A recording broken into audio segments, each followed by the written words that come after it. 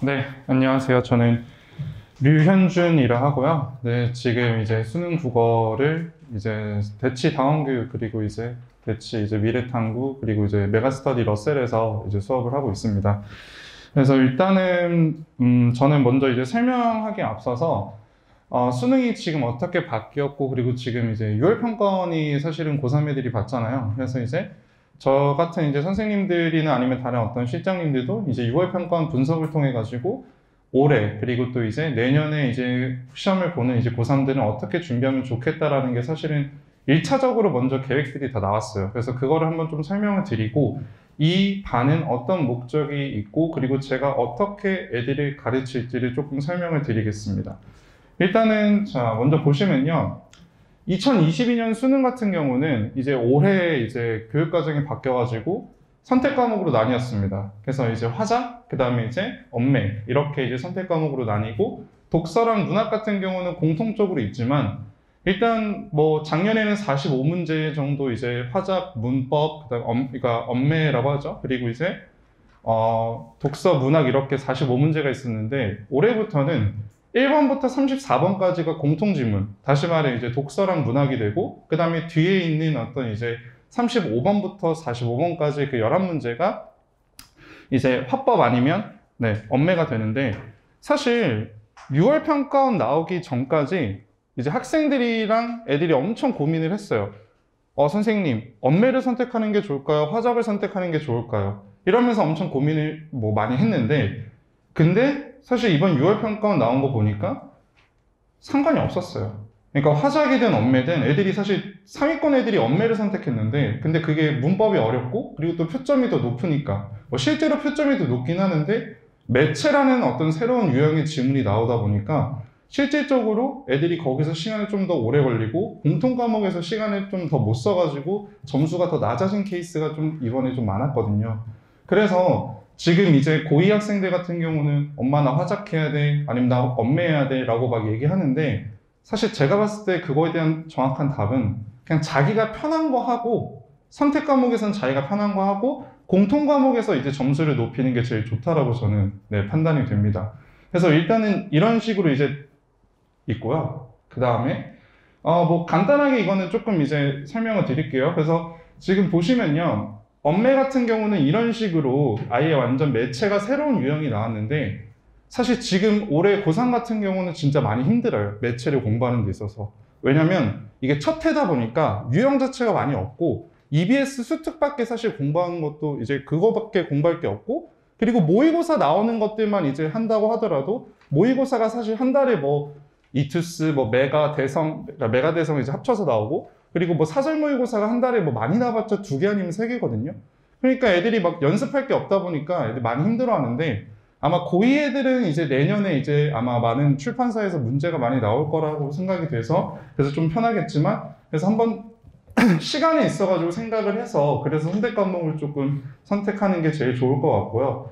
자, 그리고 이거는 그냥 기본적으로 넘어갈게요. 자, 일단 제일 중요한 게 문학이랑 비문학인데 이제 고2 그 조기 개강반이랑 연결해서 말씀드리겠습니다. 하나만 조금 말씀을 드릴게요. 문학이랑 비문학이랑 작년이랑 올해랑 가장 달라진 게 혹시 뭔지 아세요? 이게 들어보셨는지 모르겠지만 직접 연계랑 간접 연계가 있습니다. 그러니까 직접 연계, 간접 연계가 뭐냐면 사실 작년까지는 저도 이제 고3을 이제 작년에 가르쳤을 때 문학 같은 거 어떻게 했냐면 EBS 수특이랑 EBS 수안에 있는 작품을 전체 전문을 그냥 진짜 달달 외우게 시키고 그리고 그거 변형 문제만 엄청 풀렸어요. 왜? 어차피 똑같이 나오니까. 근데 올해부터 어떻게 달라졌냐면요. 간접 연계라고 하면서 아예 완전 EBS 수특에 있는 작품이 나올 수도 있고 안 나올 수도 있게 바뀌었어요. 그래서 실질적으로 이번 6월 평가원 때 나온 작품을 분석해보면 나온 작품도 있지만 근데 새롭게 아예 보지도 못한 작품들이 나와서 중위권 학생들 또 하위권 학생들한테는 이거 어떻게 멘붕 그리고 또 중상위권 학생들한테도 시간이 조금 오래 걸리게 이번 6월 평가원이 만들었거든요. 그래서 아예 공부 방법을 좀 다르게 선택해야 됩니다. 다시 말해서 원래는 문학 내지문이 이제 내지문이 나오고 현대소설, 고전소설, 그 다음에 고전시가, 그 다음에 현대시가 나왔는데 애들이 그냥 달달이 외우기만 하면 됐었는데 올해부터는 이제 간접연계로 바뀌다 보니까 작품을 외워서 푸는 게 아니라 처음 보는 작품이라도 그 접근 방식을 배운 다음에 내가 접근할 줄 알게 이제 해야 되거든요. 근데 문제는 뭐냐면 지금 여기서 혹시 뭐 대부분 다 그냥 가정하고 말할게요. 다 내신 다 애들 하죠. 뭐 안 하진 않겠죠? 근데 내신이랑 수능이랑 문학에서 가장 큰 차이가 뭔지 아세요? 내신 같은 경우는 자, 이번에 내신 시험 범위 뭐 5쪽부터 85쪽까지야. 작품 있는 거 다 외워. 이렇게 하면 그거 그냥 외워가지고 아무리 어려워도 그냥 달달 외운 다음에 변형 문제 많이 풀면 그럼 잘 외우고 잘 푸는 애들이 그냥 뭐 1등급 맞고 다 맞고 그래요. 근데 수능은 내가 내신을 1등급이고 전교 1등이라 하더라도 국어가 수능에서는 4등급이 나올 수 있는 게 수능이에요. 왜? 외운 대로 나오지 않고 내가 그걸 접근 방식이든 아니면 내가 이걸 해석할 줄 알아야 되는데 근데 그 해석을 애들이 못하니까. 그래서 애들이 제일 힘들어하는 게 그냥 일반적인 대치애들을 한번 얘기해보면 대치에서 이건 진짜예요. 이건 제 제자 표본으로 말씀드리면 작년에 제가 서울고 팀 수업을 작년에 이제 미타하면서 이제 수업을 했었는데 그 중에 그러니까 애들이 다 잘했어요 사실. 근데 그 중에 한 명이 내신은 전교 2등, 3등, 그러니까 국어만 그랬었는데 근데 3월달에 이제 저한테 듣기 전에 1월달, 2월달 대부분 학생들이 뭐 하냐면 막 1타 강사들 찾아가요. 막 엄청 대형 강의 막 또 작년에 또 코로나 터져가지고 일단 어쨌든 그래도 대형 강의 막 찾아가서 수업을 듣는데 근데 1월달, 2월달에 막 다 들었어요. 근데 가가지고 이제 자기가 느낀 게 뭐야 나 내신만 엄청 열심히 해가지고 작품들 다 외웠는데 왜 작품들이 있어가지고 그냥 외우는 게 아니라 막 접근 방법을 가르치지? 이런 식으로 애가 막 좀 멘붕이 오다가 그러다가 3월달에 교육청을 갔는데 네 망했죠. 3등급이 뜬 거예요. 그래서 어머니는 막 이거 원래 국어 1등 뭐 당연히 내신에서 1등급 나왔는데 지금 이거 왜 그러냐 어떻게 해야 되냐 하는데 제가 이제 뭐 그렇게 말씀드렸죠. 외워가지고 하는 것도 하는 건데 작년에 사실 외워서 되니까 근데 이제 아마 학생은 외우는 것만 너무 거기에 몰입하다 보니까 수능이랑 내신의 그 차이를 몰라가지고 아마 그랬을 거다. 근데 아닐까 다를까 결국에 진짜 그랬거든요. 그래서 애들이 제일 힘들어하는 게 뭐냐면 엄마 나 내신에서는 다 외워가지고 나 다 맞았는데 근데 수능은 나 왜 이렇게 많이 틀리지? 모르겠어. 이런 얘기를 아마 들으실 거예요. 그러면 그거에 대해서 어떻게 접근해야 되냐? 사실 이번 여름방학부터 수능에 대한 어떤 공부랑 내신에 대한 공부를 나눠가지고 내가 할 줄 알게 그걸 학생이 스스로 터득해야 되거든요. 근데 이거를 진짜 몰라요, 고3 애들은. 그러니까 실제 고2 애들도 지금 고2, 고3 아무리 수업을 해도 그냥 대부분 그냥 엄마가 가서 들으라니까 듣고 그리고 저 사람 유명하다 해가지고 막 듣고 그래가지고 했는데 막상 6월 평가원 봤는데 똑같이 3, 똑같이 4. 다 이러거든요. 그러니까 일단 제일 먼저 해야 될 거는 문법이든 문학이든 비문학, 즉 독서든 내가 내신 때 하는 거랑 수능 때 하는 거는 다르다라고 인식을 하고 그런 다음에 공부를 좀 시작해야 될 것 같습니다. 일단 그게 첫 번째고요.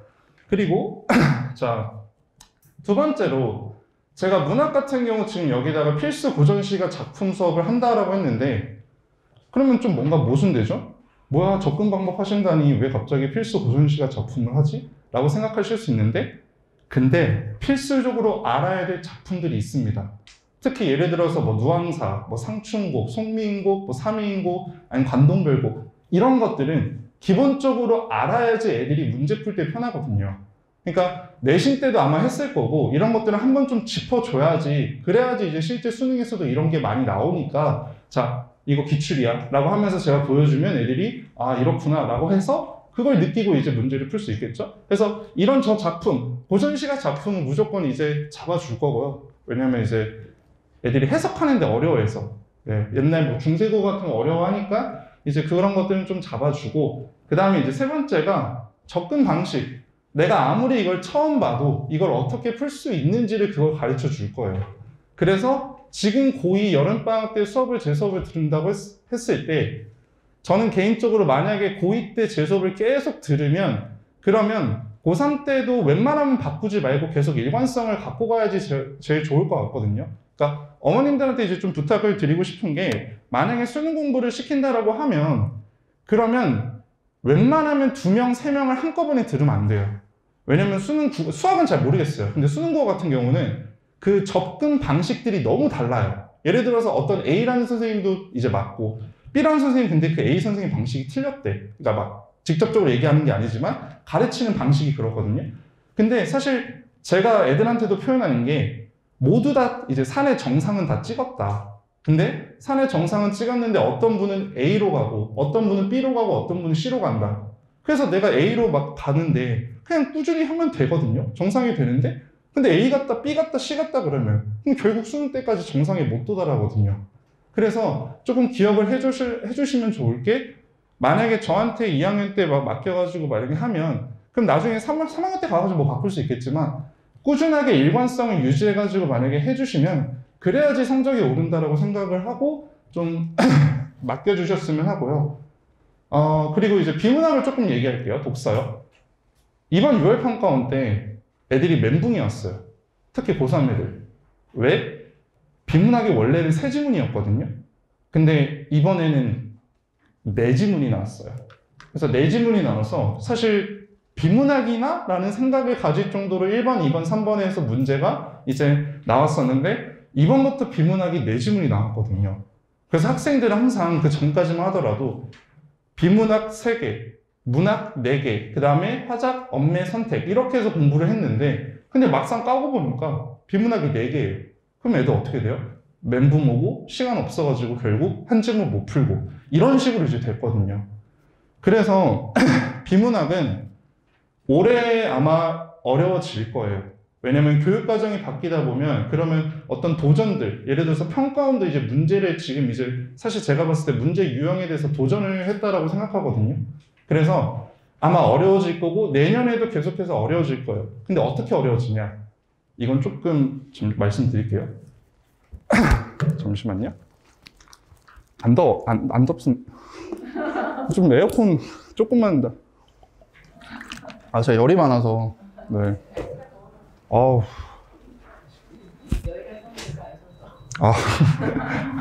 저 원래 항상 그 수업할 때도 뭐 땀나고 뭐 하는데, 아무튼, 네. 좀 독서에 대해서 말씀드리면요. 제가 수능 볼 때, 저도 수능생인데, 제가 수능 볼 때 이제 사실은 지문이 그렇게 그러니까 짧지 않았어요. 그러니까 길지 않았어요. 짧았어요. 한 5개, 6개 지문이 나와가지고 거기서 이제 문제를 풀게 됐는데, 근데 그렇게 별로 어렵지 않았거든요. 근데 시간이 지나면 지날수록 제가 진짜 놀랬던 게, 제가 사실은 이제 로스쿨을 다니다 때려치고 나와가지고 이제 국어 강사를 하고 있는데, 근데 로스쿨 가기 위해서 이제 리트라는 어떤 언어 시험이 필요해요. 근데 그때 언어 시험 하면서도 와, 이거 어렵다라고 생각했는데, 요새 애들은 그 언어 리트의 시험을 애들한테 주잖아요. 와, 진짜 깜짝 놀랐어요. 진짜 잘 풀어요. 근데 왜 그러냐면, 항상 수능에 있어서는 어려워질 수밖에 없어요. 왜? 학생들이 그거에 대해 대응을 다 하니까. 근데 옛날에는 그냥 진짜 지금까지는 정보량을 그냥 많게 하고 질문을 길게 하면 애들이 어렵게 했는데, 근데 이번 6월에 독서가 어떤 부분에서 어렵게 나왔냐면요. 생각의 과정. 그 하나가 진짜 어렵게 나왔어요. 무슨 말이냐면, 예를 들어가지고, 만약에 이제 비문학에 상승한다, 지문에 상승한다라고 있으면, 그럼 선택지에서 감소한다라고 되면, 그럼 당연히 틀린 거죠. 그렇죠? 그러면 이제 그걸 골랐으면 됐는데, 이제는 어떻게 돼 있냐면, 비문학에 만약에 지문에 A라는 정보가 있으면, 그러면 선택지에는 C라는 정보가 있어요. 그럼 내가 해야 될 건 뭐다? A에서 B를 통해 C까지 생각해야 되는데, 그 B라는 그 추론 과정이 필요해요. 근데 이거는 애들이 몰라요. 그러니까 상위권 애들은 그래도 막 독서 많이 하고 잘하고 하는 뭐 애들은 다 하는데, 중위권, 중상위권 애들도 그냥 느낌상 이게 맞는 것 같은데 하고 애매하고 해가지고 그렇게 고르는데, 실제로 이번 6월 평가원에도 한 4문제 정도가 그렇게 물어보는 문제가 나왔거든요. 그래서 이 어떤 추리 과정, 즉 독서, 그러니까 추론의 과정을 이거를 어릴 때부터 배워야 되는데, 이거는 몇 달 동안 해서 되는 게 아니에요. 그래서 이런 것들은 그러니까 사고력이라고 하죠. 사고력. 네. 이런 사고력들을 사실 저는 이번 이제 여름방학 때부터 어떻게 접근하는지랑 어떻게 이제 가르칠지를 이제 그러니까 어떻게 내가 이제 이걸 추론할지를 좀 애들한테 이제 위주로 좀 이제 가르칠 거고요. 그리고 또 이제 어려운 게 또 어떻게 됐냐. 지금 원래 비문학은 그냥 한 지문이었어요. 그러니까 가나 이렇게 안 나뉘고 작년부터 이렇게 나왔는데 그냥 한 지문에 그냥 문제 한 5개 있고 이렇게 풀었으면 됐는데 하도 애들이 잘하니까 어떻게 됐어요? 가랑 나를 이렇게 나눠가지고 사실은 한 지문이지만 실제로는 2지문이 이렇게 나온 거예요. 그래서 애들이 원래는 제가 애들한테 그러거든요. 야, 아무리 어려워도 12분, 13분 내로 풀어라 라고 얘기했는데 근데 이거는 사실 가나 지문은 항상 조금 이제 쉽게 나왔거든요. 근데 애들이 이거에 한 15분 독서가 안 되면 15분, 14분 이런 식으로 풀다 보니까 결국에는 한 지문 아예 못 풀게 돼가지고 그래서 이제 문제가 생겼거든요. 그래서 이번 여름방학 때는 일단 먼저 첫 번째 독서 같은 경우는 접근 방법을 어떻게 할지를 먼저 가르칠 거고 그 다음에 어느 정도 접근 방법 그리고 유형에 있어서 좀 깨달으면 그 다음부터는 이제 추론 과정 그 생각하는 그 과정을 조금 이제 설명을 하고 그리고 나서 이제 여름방학이 끝나면 그때부터는 이제 완전히 기출문제를 통해 가지고 좀 이제 수능이 이런 거구나라고 생각할 수 있게 진행할 생각입니다. 네.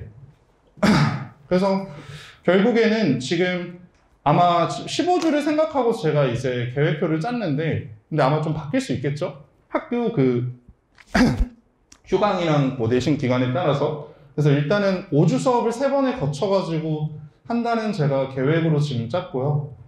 그리고 이제 뭐 교재 같은 경우는 제가 자체 교재 그리고 모의고사도 이제 제가 하고 그 다음에 이제 이번 그 개강반에 있어서 좀 특징 중 하나가 고3에서 이제 이감 모의고사라고 콘텐츠 그 사설 그 콘텐츠가 있거든요. 근데 이감에서 이번에 그 이감 콘텐츠 2학년 거를 따로 만들었어요. 그래서 이제 이감이랑 계약된 어떤 선생님이랑 그 다음에 학원에서만 이 수업을 쓸 수 있는 이 교재를 쓸 수 있는데 그래서 저는 아마 제가 고3도 이제 계약이 따로 돼 있어가지고 그래서 이 교재를 좀 사용하려고 하거든요. 그래서 이렇게 해서 네 일단 먼저 5주에서는 독서는 이제 그 접근 방법 그 다음에 이제 추론 과정 그 다음에 이제 문학 같은 경우는 문학 개념어 그 다음에 현대시 접근 방법을 5주 동안 할 예정입니다. 네, 이 정도까지? 혹시 질문 있으세요? 없으시나? 어우, 덥네. 네, 그래서 이런 식으로 제가 지금 2시간은 비문학, 1시간은 문학으로 해가지고 이제 첫 5주차 내용을 이제 보여드렸고요. 이건 아마 유동적으로 될 거예요. 왜냐면 첫 주에 만약에 2시간 하고 문학을 1시간 했다가 그 다음 주에는 이제 뭐 상황에 따라서 뭐 1시간 반, 1시간 반. 결국 이런 식으로 이제 제가 유동적으로 할 예정이라서 이렇게 알아주시면 될 것 같습니다. 네. 두 번. 그럼 이 15주의 과정이 지금 고2가 알아야 되는 내용인가요? 뭐, 그쵸. 그 위를 위한 제가 이제 만드는 거니까 기본적으로 이걸 알고 고3으로 어차피 넘어가면 좋겠다라는 그 내용으로 제가 만들었거든요. 그래서 사실 뭐 15주 동안에 있어가지고 이걸 다 알면 그러면 뭐 1등급이 되냐 라고 만약에 물어보시면 그럼 제가 그거에 대해서는 확답은 못 드려요. 근데 1월달, 2월달 가기 전에 일단 먼저 수능이 있어서 이런 거구나. 그리고 기본적으로 알아야 되는 것들이 있는데 애들이 그걸 모르거든요. 근데 그런 것들을 15주 동안에 있어서 하고 그리고 고3 가면 그러면 아마 다른 애들에 비해서 몇 단계 더 앞서 있겠죠. 네. 그러면 과제나 뭐 애들이 수업을 듣고 나서의 그런 이후 상황은 제가 또 그 특징이 하나가 일단 저는 제가 따로 질문을 그러니까 제가 직접 받거든요. 그래서 시간이 지금 제가 토요일 저녁인데 그건 확정이 어떻게 되는지 모르겠지만 제가 이제 또 하나가 이제 핸드폰으로 직접 문자 카톡으로 제가 질문을 다 받아요. 그러니까 그런 식으로 받든 아니면 끝나고든 아니면 먼저든 제가 직접 그 질문은 다 받기 때문에 그렇게 뭐 30분이든 끝나고 30분이든 애들 만약에 질문 있으면 따로 제가 받아서 그렇게 진행을 합니다. 4시간 4시간 하는 거예요? 아니요, 그냥 기본 수업은 3시간인데 근데 이제 뭐 만약에 뭐 저한테 문자든 카톡이든 선생님 뭐 저 질문 있어요 하면 그럼 제가 카톡으로 받을 수 있는 건 받고 만약에 좀 많은데 뭐 어떻게 해요? 그러면 일찍 와 뭐 해가지고 이렇게 받겠죠. 수업을 오게 되면 네. 수업 시간에 기출 문제를 풀어가면서 아니요, 제가 풀어오라고 얘기할 거예요. 그래서 제가 이제 만약에 필요한 어떤 그러니까 푸는 게 좀 필요한 것들은 프린트로 줘서 자 8분 줄 테니까 한번 풀어봐. 그 다음에 이제 풀어온 거랑 뭐 비교해가지고 설명할 수 있는데, 기본적으로는 교재에 있어서 풀어오는 게, 네, 기본입니다.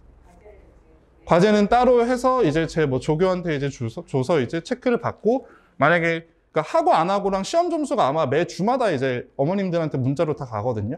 그래서 이제 뭐 안 해왔으면 그러면 이제 안 해왔습니다. 뭐 점수는 뭐 15개 중에서 평균은 몇 점인데 얘는 몇 개 맞았습니다. 이렇게 문자가 다 갈 거라서 그거 네, 관리는 그런 식으로 진행이 됩니다. 또 궁금하신? 그럼 여기 기출문제는 네. 언제적 기출문제를 어떤 사실 2014년 이후로 교육과정이 바뀌었거든요. 그래서 그러니까 제가 고3이든 고2든 다 고2 같은 경우는 고3 거를 하는데, 근데 좀 쉬운 거랑 어려운 걸 다 섞어서 하거든요. 그래서 2014년 6월, 9월 수능, 그러니까 2014년부터 2022년까지, 그러니까 올해 6월까지에 있어가지고 기출을 통해서 합니다. 네. 혹시 또 궁금하신? 딱 클리닉이 있거나 그러지 말고 수업을 하고 그날 숙제를 가지고 오는 거죠. 그 전에 뭐 네. 됐는지 확인하시는 거예요. 그냥 제가 아마 이제, 그러니까 대치나 아니면 러셀에서도 제가 수업을 할 때 수업 자체가 만약에 이제 뭐 9시부터 12시 반이다, 아니면 1시 반부터 5시다라고 하면, 그러면 제가 따로 클리닉 시간은 잡지 않고 그냥 이제 끝나거든 아니면 쉬는 시간에 애들한테 질문을 다 받거든요. 그래서 그 질문을 받아가지고 이제 할 수 있는 정도면 이제 어떻게든 처리하고, 만약에 너무 많다라고 하면 쉬는 시간에 받고, 그 다음에 안 되면 뭐 끝나고라도 제가 이제 하는데, 근데 아마 토요일 저녁이다 보니까 끝나고 나서라도 제가 받을 수 있는 시간은 있어가지고, 왜냐면 도중 시간이면 제가 다른 수업을 가야 되면 그럼 시간이 안 되겠지만, 근데 네, 그래서 그런 식으로 진행이 될 것 같습니다. 궁금하신 거 없으시면 일단 넘기겠습니다.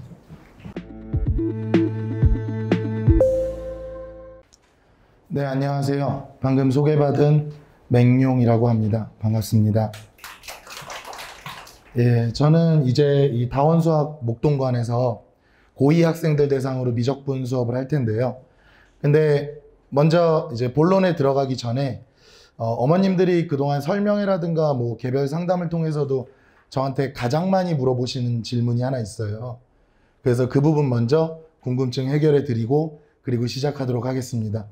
어머님들이 가장 많이 물어보시는 게, 일단 제 이름이 본명 맞냐고 물어보시는데, 예, 본명입니다. 예명 아니고요. 성이 맹이고 이름이 외자입니다. 네, 그래서 예, 저는 본명이라는 점 확실히 해드리고 시작하도록 하겠습니다. 일단 당연히 또 처음에 이제 6월 평가원에 대해서 얘기를 안 할 수는 없는데요. 6월 평가원은 짧게 중요한 것만 하나 짚고 넘어갈게요. 자, 일단 아이들이 선택 과목에서 미적분을 지금 많이들 선택하고 있어요. 이과 학생들이. 근데 이제 기하가 아닌 미적분은 가장 큰 이유가 하나 있습니다. 미적분을 공부하면 수학 2에 압도적으로 유리합니다. 수학 좀 이따가도 말씀드리겠지만 수학 2랑 미적분은 사실상 그 밥의 그 나물이에요. 정말 그냥 다루는 소재가 다를 뿐이에요. 수학 2에서도 미분과 적분이라는 테마를 다루는데 수학 2는 다항함수를 가지고 다루는 반면 미적분에서는 똑같이 미분과 적분을 다루는데 지수로그 삼각함수를 가지고 하는 거예요. 그러니까 아무래도 미적분을 공부한 애들이 수학 2에서 압도적으로 유리할 수밖에 없어요. 그래서 이번 6월 평가원 전반적으로 어렵다고 들으셨어요? 쉽다고 들으셨어요? 어렵다고 들으셨죠? 그죠? 근데 그건 대다수 문과 학생들 의견이고요. 특히 미적분까지 공부한 이과 학생들 입장에서는 다 쉽다 그랬어요. 왜냐면 이번에 수학2에서 나오는 그 난이도를 변별하는 문항 중에 4개 정도가 어려웠는데 그 4개가 전부 다 싹 다 키워드가 그래프 분석이에요. 근데 미적분까지 공부한 친구들은 그래프 분석 훨씬 쉽게 하거든요. 예, 그래서 제가 볼 땐 앞으로도 당분간은 기하 선택은 거의 없을 것 같아요. 대다수가 이과면 미적분, 근데 문과면 확통, 이런 식으로 양분화될 것 같습니다. 자, 근데 6월 평가원에서 한 가지 더 굉장히 중요한 사실 하나 또 짚고 넘어갈게요. 일단 수능을 이제 보겠죠. 근데 수능 작년도 그렇고 올해도 예상하는 게 약 49만 명 정도가 수능을 본다고 합니다. 문이과 다 합쳐서. 근데 이것도 그나마 작년에는 문과, 이과로 나눠서 가형, 나형으로 봤죠. 그럴 때 작년에 이렇게 나뉘었어요. 33만이 문과였고 16만이 이과였습니다. 정말 딱 2배예요. 문과 애들 진짜 많아요. 거의 뭐 인해 전술 쓰고 있어요. 중요한 건 올해도 똑같이 49만 명이 볼 텐데 올해는 통합이에요, 이제. 그리고 이제 이과 학생들은 대다수 미적분을 보겠죠. 자, 그럴 때 제가 중요한 거 하나만 딱 짚어드리고 이제 본론으로 들어갈게요. 작년에는 1등급, 소위 말하는 1등급 4%, 그죠? 그러면 4%가 이과에서만 이제 4%를 따졌기 때문에 16만 명이면 1%가 1,600명, 4% 하면은 6,400명. 그리고 2등급 11% 그러면은 약 17,600명까지가 2등급이었어요. 작년 기준으로 생각해 볼게요. 수학 가형에서 내가 3등급을 받았다. 좋은 대학 갈 수 있을까요? 수학에서 3등급이면 사실상 그냥 포기하죠. 그죠? 2등급도 어떻게 좀 비벼볼까 뭐 이러고 그러는 마당에. 그래서 작년 기준으로 치면 이과 수학고 친구들 중에 17,600명만 어느 정도 원하는 대학을 간다고 합니다. 자, 근데 올해는 이제 이 49만이 대충 간단하게 계산해서 약 50만이 똑같은 수학 시험을 봐요. 그러면 이때 4% 몇 명이죠? 50만에 1% 5천 명이에요. 이때 4%면 그냥 2만 명이에요. 그러니까 사실상 이번에 1등급이다 해도 작년 기준 3등급 초반까지 다 들어가는 거예요.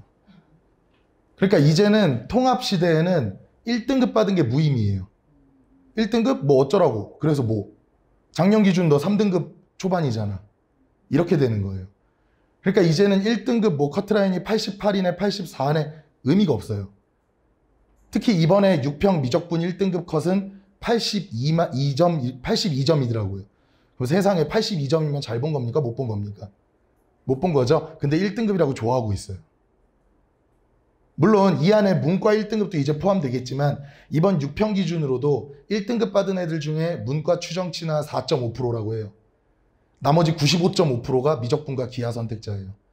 그러니까 사실상 1등급은 거의 95% 이상 이제 미적분 선택자로 채워질 거고, 뭐 여기서 5% 뺀다고 쳐도 한 19,000명 정도가 전부 다 미적분을 본 나의 경쟁자들인데 얘네가 다 1등급이에요. 그러면 내가 딱 19,000등으로 1등급이라고 쳐요. 그거 아무짝에 쓸모없습니다. 그러니까 이제부터는 등급 싸움이 아니라 미적분 선택자 입장에서는 90이냐 96이냐 100이냐 그 싸움이에요. 더 치열해진 거예요. 사실 그래서 저는 애들한테도 이렇게 얘기하는 게 이과반 들어가서도 니네한테는 작년보단 더 절망적이라고 얘기를 해요. 근데 반대로 문과반 들어가서는 굉장히 희망적이라고 얘기를 합니다. 아까 말씀드렸죠. 1등급 중에 약 4.5%만 문과라고. 그 와중에 내가 문과인데 1등급이에요. 그러면은 다 게임 끝나요. 내가 문과고 수학이 1등급이다. 근데 경영 경제 지원할 거다. 야, 내 앞으로 다 비켜. 이렇게 돼요. 1등급 거의 찾아보기 힘드니까요. 아까도 이거 5% 계산하면 1,000명이에요. 문과에서 수학 1등급 받는다 그러면 문과 전국 1,000등 안에 드는 거예요. 갑자기 부러우신가요? 문과가. 그러니까 이과는 조금 더 이제 빡세진 거예요. 그러니까 어머님들이 이번 여름방학에 이제 미적분이냐 수투냐 고민하실 텐데요. 그럴 때 저는 정답을 말씀드릴게요. 둘 다 해야 돼요. 자, 간단하게 예를 들어 볼게요. 이렇게 고2 여름방학부터 고3 파이널까지 타임라인이 있다고 할 때 만약에 이거는 가장 하면 안 되는 행위지만 이번 여름방학에 수투만 공부한다고 쳐요. 내신을 위해서. 그렇게 해서 내신 따기 위해서 뭐 수투만 또 2학기 때도 죽어라 하겠죠. 그러고 나서 고3 겨울방학이 됐을 때 요 밑에 여기 빨간색으로 해서 잘 안 보이긴 하는데 거기 나눠드린 자료에 보이실 겁니다. 미적분을 고3 겨울 돼서 처음 한다? 이거는 그냥 재앙이에요. 그러면은 이때부터 이제 그냥 완전 다 박살나요. 왜냐면 3학년 되면 당연히 수원수투도 해야 되거든요. 수원수투 미적분 하면서 이제 또 과탐이 본격적으로 침투해 오거든요. 그럼 미적분 제대로 공부 못 합니다. 그리고 우리 애는 그래도 고1 혹은 중3 때 미적분 먼저 봤는데 그거 아무짝에 쓸모없습니다. 다 까먹었거든요. 심지어 지난 겨울방학에 미적분 봤다고 해도 지금 물어보면 다시 태초의 상태로 돌아가 있어요. 그럼 이제 대다수가 많이 선택하는 안이 두 번째 안인데요. 여름방학이니까 미적분 한 번 돌립니다. 자, 근데 이것도 똑같이 말씀드릴게요. 이때 미적분 보는 건 좋아요. 초록색이죠. 근데 이때 겨울방학 되면 또 까먹습니다. 다시 시작하는 거랑 마찬가지. 지금까지 많이 해보셨잖아요. 그죠? 정말 거짓말처럼 신기하리만치 많이 까먹죠. 그래서 제가 제안 드리는 건 그냥 지금부터 수투 미적 합쳐서 계속 같이 간다고 생각을 해야 돼요. 그래서 제 수업은 여름방학으로 끝나는 게 아니라 중간기말 사이 학기 중에도 계속 이어져요. 중간고사 기간 당연히 그거는 배려를 해야 되니까 3주 정도 휴강 들어가고요. 그리고 3주 끝나고 나서도 8주 동안 미적분을 또 계속 수업을 합니다. 수투하면서 미적분 같이 해야 돼요. 그러면 이럴 때 이제 두 가지 효과를 노릴 수 있는데, 먼저 첫째는요. 아까 말씀드렸다시피 지금 이게 수투 단원명이고 미적분 단원명이거든요. 나눠드린 자료 보시면 돼요. 제가 뭐 지어낸 말이 아니라 정확히 교과서에 있는 단원명이에요. 근데 어머님들이 보셔도 아시다시피 단원명이 굉장히 유사하죠. 그리고 제가 뭐 특정 단원만 골라온 게 아니라 다 가져온 거예요, 이게. 단원 1단원부터 끝단원까지 이렇게 구성되어 있어요. 그러니까 아까 말씀드린 대로 수투에서 다항함수 가지고 하는 뭐 극한, 연속, 미분, 적분 요걸 하는데, 미적분에서 초월함수가 뭐냐면 이제 초월함수가 다항함수 아닌 걸 전부 다 초월함수라 그래요. 지수로그 삼각함수들. 그 더 어려운 지수로그 삼각함수 가지고 극한, 연속, 뭐 미분, 적분을 다 다루고 나면 수투에서도 시너지가 납니다. 이게 첫 번째 장점이에요. 수투 미적분 같이 할 때. 그 다음에 두 번째 장점은 뭐냐면요. 잠깐 전 슬라이드 보시면 특히 이렇게 1번 혹은 2번처럼 공부한 친구들이 고3 되면서 가장 먼저 겪는 문제점인데, 공부량이 갑자기 늘어요. 네, 공부량이 고3 되면서 갑자기 늘 수밖에 없어요. 그죠? 그러면 이거에 대해서 제대로 적응을 못한 친구들은 사실 좀 죄송한 얘기지만 다 망하고 자연스럽게 이제 4학년 진학을 준비해 두고 있어요. 고교 4년제 아시잖아요. 예. 그러니까 이게 3학년 돼서 갑자기 늘어나는 공부량, 당연히 뭐 지금부터 틈틈이 해놓으면 되지 않냐. 정말 그러면 지금부터도 고3처럼 빡세게 해야 돼요. 근데 그게 연습이 안 돼 있으면 갑자기 늘어난 양의 애들이 적응이 안 돼요. 그래서 어머님들이 당연히 생각하실 때 지금 수투랑 미적 같이 하면 2학기 내신할 때 되게 힘들지 않습니까? 근데 지금부터 그 힘듦도 연습해야 돼요. 그래야 고3 가서도 버틸 수 있어요. 그래서 보셨다시피 단원이 유사한 점 첫 번째 장점이고요. 두 번째는 지금부터 약간 공부량을 늘려주셔야 돼요. 아이가 고3 가서 여기에 이제 국어랑 과탐이 또 본격적으로 끼어들어오잖아요. 수학만 하기에도 벅찬데. 그러니까 공부량을 지금부터도 늘려야 됩니다. 그래서 제 수업은 일단 먼저 간략하게 기간 먼저 말씀드리면, 여름방학부터 9월 11일까지 9회 동안 먼저 개념 강의 진행되고요. 그리고 9월 11일까지 수업한 뒤에는 3주 중간고사 휴강 들어갑니다. 아이들 당연히 임박해서는 다른 암기 과목도 해야 되니까. 그리고 나서 이제 10월 9일쯤이면 다 중간고사 끝날이라 예상되는데, 요거는 이제 중간고사 기간 보고 한 주, 두 주는 좀 조절될 수도 있는데 예상치입니다. 그래서 이때부터는 나머지 3회 더 개념 마치고, 그리고 뒤에 11월 27일까지도 한 번 봤다고 땡이 아니잖아요. 개념으로 한 번 보고, 그 다음에 여기 11월 달에는 실력 난이도로 한 단계 높여서 전범위 문제풀이로 5회 정도 더 진행해서 최대한 고3 겨울방학 될 때까지 기억을 유지시킬 예정이에요. 그리고 제 수업은 당연히 이제 미적분 정규 수업으로 이어질 예정이고요. 예비 고3 겨울방학에. 그래서 수업에서도 뭔가 제가 중요한 디테일을 좀 더 말씀드리면, 저는 일단 수업에서 제가 제일 중요하게 생각하는 건 숙제예요. 사실 아무리 어떠한 명강이라고 해도 아이들은 일주일에 딱 한 번 저를 4시간 만나는 거잖아요. 그거 가지고 실력이 오른다? 그거 가지고 1등급이 나온다? 그럼 사실상 수강생 전원 다 1등급이죠. 네, 그거는 거의 뭐 말이 안 되고요.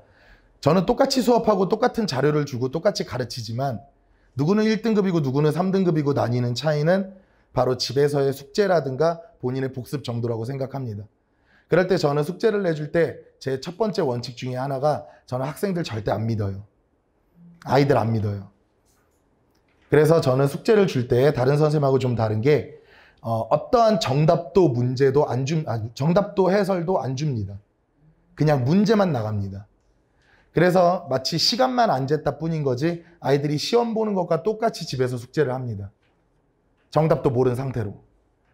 그렇게 해서 일주일 동안 과제를 해와서 다음 시간에 제출하면 우리가 수업할 동안 옆방에서 조교에 의해서 채점을 당하죠, 이제.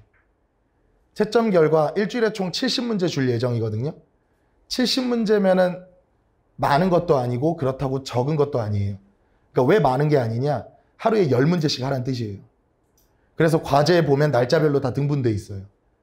오늘 10개 하고 다음날 10개 하고 이런 식으로. 마치 옛날에 무슨 눈높이 수학 하듯이. 정말 딱 그 10개만 해달라는 뜻이에요. 그럼 하루에 1시간도 안 걸려요. 근데 저도 알아요. 우리 아이들은 그걸 전부 다 전날 한다는 걸. 정말. 근데 이걸 고2 때부터 훈련시켜야 돼요.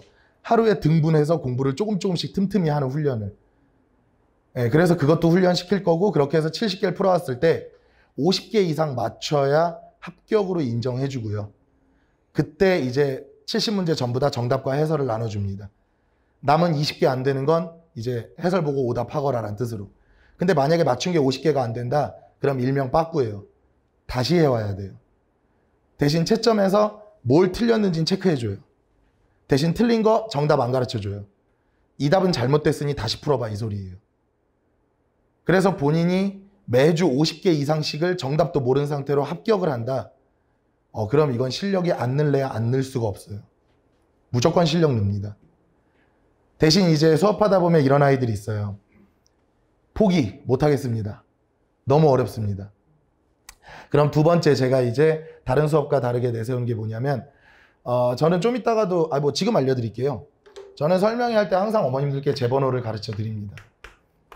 그리고 이 번호 가르쳐 드리는 게 어려운 게 아닌 게 항상 매주 수업 끝나면 이 번호로 제가 직접 어머님들께 수강생 어머님들께 오늘의 시험 결과 숙제 점수 이런 걸 문자로 다 발송을 해드려요. 제 번호예요. 그냥 개인 번호예요. 조교시키지 않고 제가 다 항상 보내고요. 개강일에 학생들한테도 제 번호 다 알려줍니다. 그러니까 질문이 생길 때 수업료일까지 기다리지 말고 그냥 간단해요. 카톡이나 문자를 통해서 질문인 문제를 사진 찍어 보내면 돼요. 그러면 저는 못해도 24시간 안에 답변을 해주고요.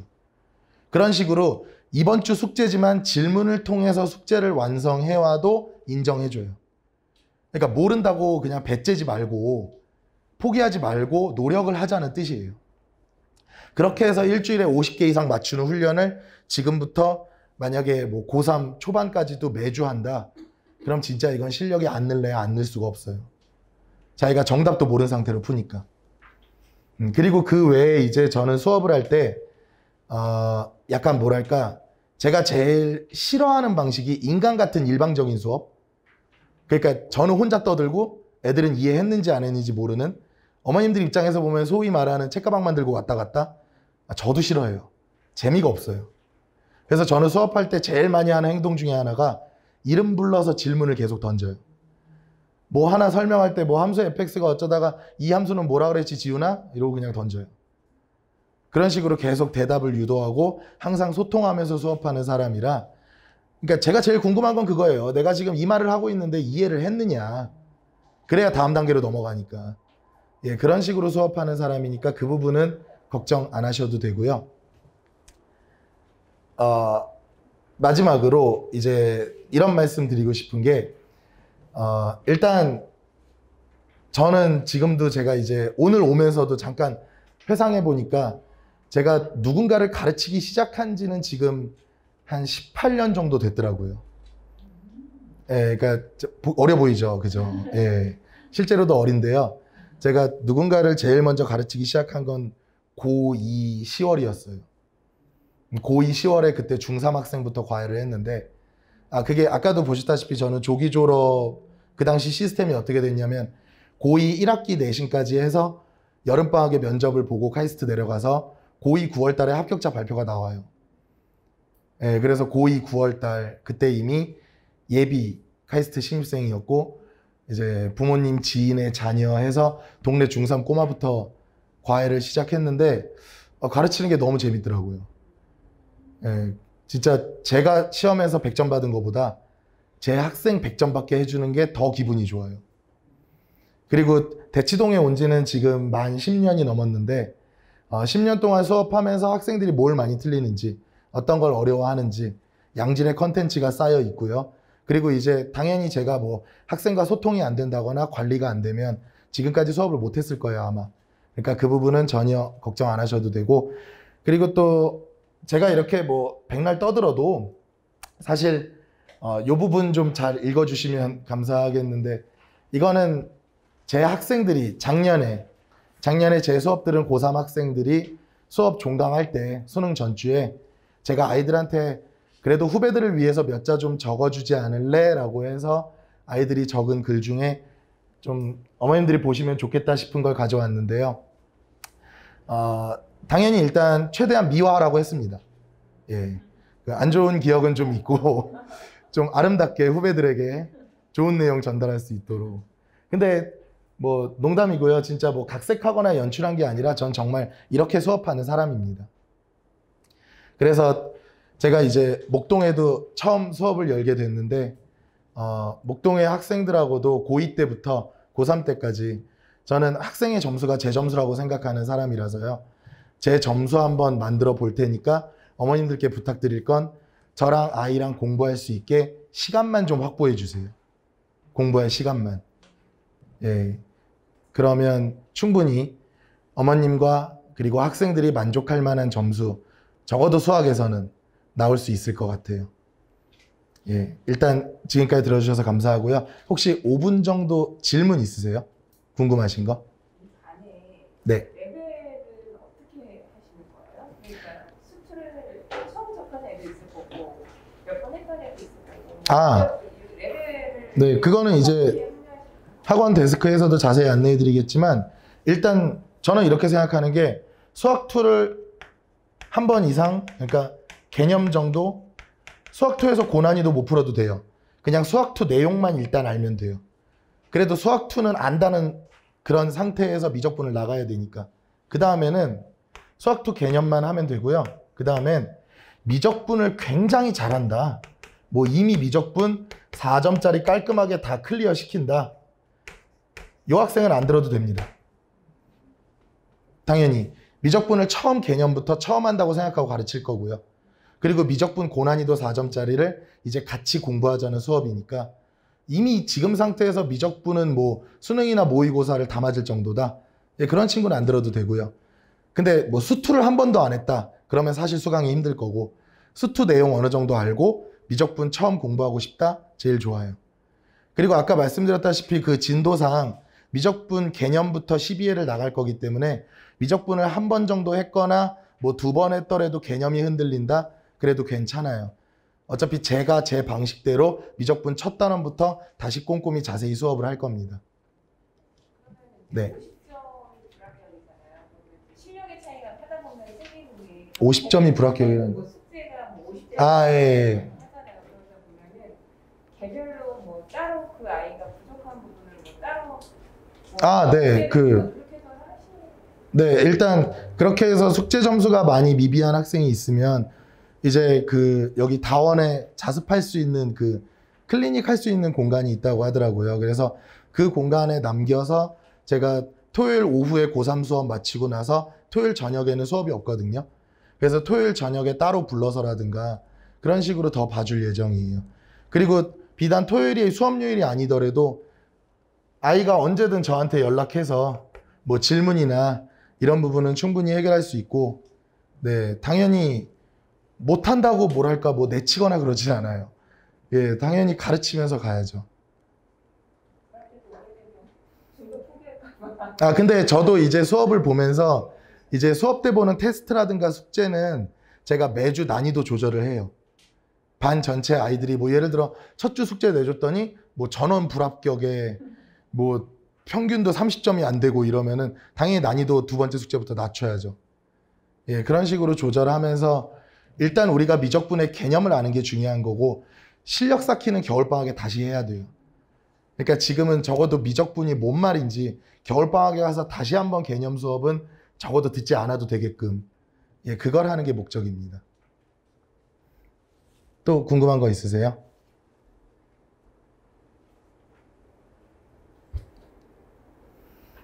그리고 그런 식으로 아이가 숙제가 미비하거나 테스트 점수가 많이 안 좋으면 제가 이제 어머님들한테 보고를 드릴 거예요.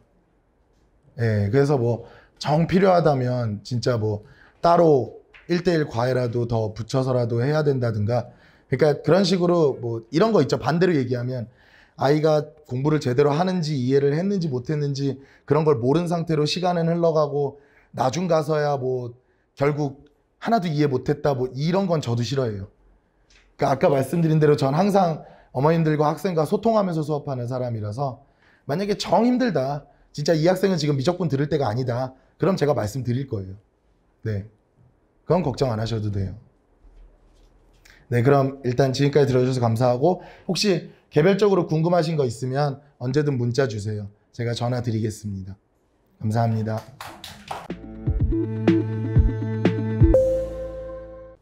네, 반갑습니다. 다운 수학에서 수학 가르치는 김정래라고 합니다. 날씬하진 않고요. 설명회가 항상 마지막 순서가 좀 힘들어요. 그래서 웬만하면 앞에 배치해달라고 하는데 오늘은 또 공교롭게 마지막이고 가장 힘든 시간이거든요. 이미 집중력은 다 떨어져 있으실 거고 이제 제가 무슨 말을 해도 잘 들리지가 않을 겁니다. 그래서 핵심만 좀 짚어서 말씀을 최대한 짧게 드리고 식사하러 가실 수 있게끔 할 건데요. 저는 김정래라고 하고요. 지금 다운 수학에서 수학을 1, 2, 3학년을 다 수업을 하고 있고, 그리고 현재 지금 3학년 아이들을 가르치고 있는데 지금 오픈하는 요반은 2학년 때부터 3학년 때까지 끌고 가려고 멱살 잡고 끌고 가려고 만드는 반이고요. 이따 또 말씀을 드리겠지만 내신은 전혀 대비하는 반이 아니라는 것 좀 강조를 드릴게요. 그래서 요반은 좀 말씀을 드리도록 하겠습니다. 이건 좀 간단하게, 원래 제가 마지막 순서를 안 좋아하는 이유가 제가 하고 싶은 얘기를 앞에서 하는 경우가 있어요. 그래서 수능 얘기를 좀 하려고 했는데 앞에 맹윤 선생님께서 다 분석을 해주셔서 밑에만 좀 간단하게 볼게요. 여기 안 보이면 그 자료를 보셔도 되는데요. 작년 9월 그리고 작년 수능, 이번 6월, 그러니까 가장 최근 3번의 수능의 결과예요. 그러니까 1, 2, 3등급의 커트만 좀 간단하게 보시면 미적분 선택자 기준으로 한 10점씩이 낮아요. 그죠? 이 10점씩이 낮은 게 아까 맹용쌤께서 말씀하셨던 것처럼 실제로는 이 1등급 컷이 작년 기준으로는 2등급 컷에 비유가 되고 있다는 것 때문에 그런 거고요. 그리고 위에 오답률 베스트 문항들을 좀 실어놨는데 빨간색을 좀 집중하시면 될 것 같아요. 거기는 아마 거기 책에도 쓰여 있죠. 작년에는 미적분이 아마 변별력에 가장 큰 역할을 했다. 뭐 당연한 거고요. 작년에 저도 고3 수업을 할 때 전체 수업의 한 80% 이상을 미적분에 쏟아 부었어요. 어쩔 수가 없죠. 오답률 1위도 다 미적분이고 오답률 베스트 10문제 안에 절반 정도가 미적분이고. 근데 이번 뚜껑을 열어봤더니 미적분이 거의 없습니다. 이게 여기 한번 보실까요, 어머님들? 오답률 첫 번째가 수투인 것도 이례적이긴 한데요. 오답률 베스트 이 3문제 있잖아요. 이 3문제는 문항 번호가 28, 29, 30이에요. 이거는 수능이 30문제가 있는데 마지막 3문제라는 거죠. 그러니까 앞에서 절다가 뒤에 문제를 못 본 친구들도 많을 거고요. 앞에 시간 투자 다 하다가 뒤에를 뭐 풀 수 있는데도 안 푼 친구들도 많을 거예요. 그래서 오답률이 높은 거지 제가 판단할 때는 미적분의 난이도는 그리 높지 않았다. 이게 왜 그런 거냐면 저 한번 보실까요? 제가 저번 주 설명회 때도 말씀을 드렸지만 공통 과목이 수원수투가 있고요. 그리고 선택 과목에 미적분, 확통, 기하가 있는데요. 지금은 점수를 어떻게 산출하느냐? 내가 미적분을 선택했으면 뭐 공통 과목 점수를 받고 미적분 점수를 받죠. 확통을 선택했으면 공통 과목 점수를 받고 확통 점수를 받아요. 예전 같으면 문과 아이들은 문과 아이들끼리 줄 세워서 등급을 매겼을 텐데 이 점수를 다 산출한 뒤에 문이과를 통틀어서 다 줄 세워서 위에부터 4%를 끊죠. 그렇게 되면 결과를 열어보니 문과 만점, 그러니까 확통 만점과 미적분 만점 사이의 표준 점수가 5에서 7점 정도 차이가 납니다. 그러면 문과를 선택한 친구들이 이과를 교차 지원하는 일은 거의 없을 거예요. 왜? 표준 점수에서 손해가 나기 때문에. 근데 반대로 이과 선택자, 미적분 선택자들이 확통 선택자들이 가는 과를 선택을 할 수가 있어요. 그러면 이제 생태계가 혼란이 오는 거죠. 예를 들어서 지금 커뮤니티, 인터넷 커뮤니티에서 뭐가 논란이냐면 미적분 선택자들이 경영 경제를 다 뚫고 갈 수가 있다는 게 지금 굉장히 논란이 되고 있어요. 그러니까 문과 아이들이 굉장히 피해를 받을 수 있는 거죠. 근데 평권에서 이걸 모르겠느냐? 절대 아니죠. 이걸 없애려면 미적분 난이도를 더 낮출 수밖에 없는 거예요, 지금. 지금도 이미 충분히 쉬운데 더 낮춰서 표준 점수 차이를 없애야 돼요. 이걸 굉장히 고민 중일 거고 9월 수능에는 더 미적분이 쉬워질 거라고 저는 추측을 합니다. 이건 여담인데 제 추측은 믿으셔도 돼요. 제가 작년에 6월, 7월쯤에 고3 설명회 때요. 올해는 요 파트에서 킬러가 나올 거다. 저를 믿으시라. 해서 그 자리에 오신 그 설명회에 오신 분들한테는 제가 그 파트 수업한 영상을 다 뿌렸어요. 공익적인 자원이다 막 이러면서. 작년 수능에 20번, 28번, 30번 세 문제가 킬러였는데 싹 다 그 파트에서 나왔어요. 저를 믿으셔도 좋습니다. 저는 이거 분석하다가 밤새는 사람이거든요. 그러니까 올해는 미적분이 더 쉬워질 거예요. 그럼 수능이 그냥 막연히 쉬워질 수는 없잖아요. 그럼 변별력은 결국 수원수투에서 나올 수밖에 없다. 그래서 보시면 오답률 첫 번, 1위도 당연히 수투고요. 수원수투가 10문제 중에 7문제를 차지하고 있어요. 그러니까 수능을 잘 보려면 결국에 미적분도 당연히 해야 되고요. 미적분은 그렇다고 뭐 약해지니까 하지 마라 이게 아니고요. 애초에 과목 자체가 어려워요. 쉬운 문제도 아이들이 못 풉니다. 그래서 아마 내년 1학기 내내 미적분만 공부를 하게 될 거예요. 그래야 하고 저도 지금 고3 학생들 그렇게 가르치고 있고 그럼 수원수투는 언제 해야 되느냐? 당연히 2학년 때 하고 3학년 때는 거의 시간이 없는 건데 그럼 2학년 때 어떻게 공부했느냐가 중요한 거예요. 자, 지금 고3 학생들, 제 재원생들 중에 아직 기말고사는 안 봤죠. 근데 중간고사 때 주요 과목이 올 1등급 나온 친구가 있어요. 그 친구는 이제 내신이 1.0이겠죠. 서울대 의대를 수시로 갈 수 있는 정도의 내신인데 이런 친구 그리고 또 한 친구는 여학생인데 학교장 추천으로 수시를 쓰려고 준비하는 친구예요. 그러니까 내신이 1점대 극초반에 수렴하는 친구들은 당연히 수시를 준비하는 게 유리해요. 근데 이 친구도 이번에 6월 평가원 점수를 까봤더니 2등급이 나왔어요. 근데 2등급이 그냥 웃고 넘어갈 2등급이 아니고요. 아까도 말씀드렸듯이 이 1등급 컷이 원래는 2등급 정도 컷이라 그랬죠. 실제로는 3, 4등급이 나와버린 거예요. 멘탈이 나가버리죠. 근데 이게 왜 그런 거냐면 다른 친구들 다 2, 3학년 때 수능 공부할 때 이미 가지고 있는 내신이 1점대 초반이다 보니 수능 공부할 여유가 없어요. 주요 과목만 공부할 수 있는 게 아니고요. 이과임에도 불구하고 확통 공부하고 앉아있어요. 막 일본어, 중국어 막 이런 것도 공부하고요. 정신 나가버릴 것 같아요, 저. 근데 그럼에도 말릴 수 없는 게 어차피 얘는 수시로 대학을 갈 거거든요.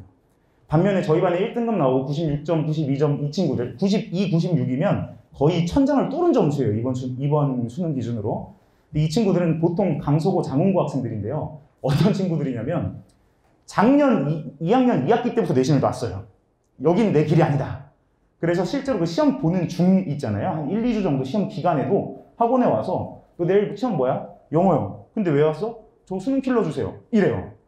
그래서 작년부터 지금까지 계속 모의 킬러만 주구장창 풀던 애들이 이번에 뚜껑 열어보니 안정적으로 1등급이 나오는 거예요.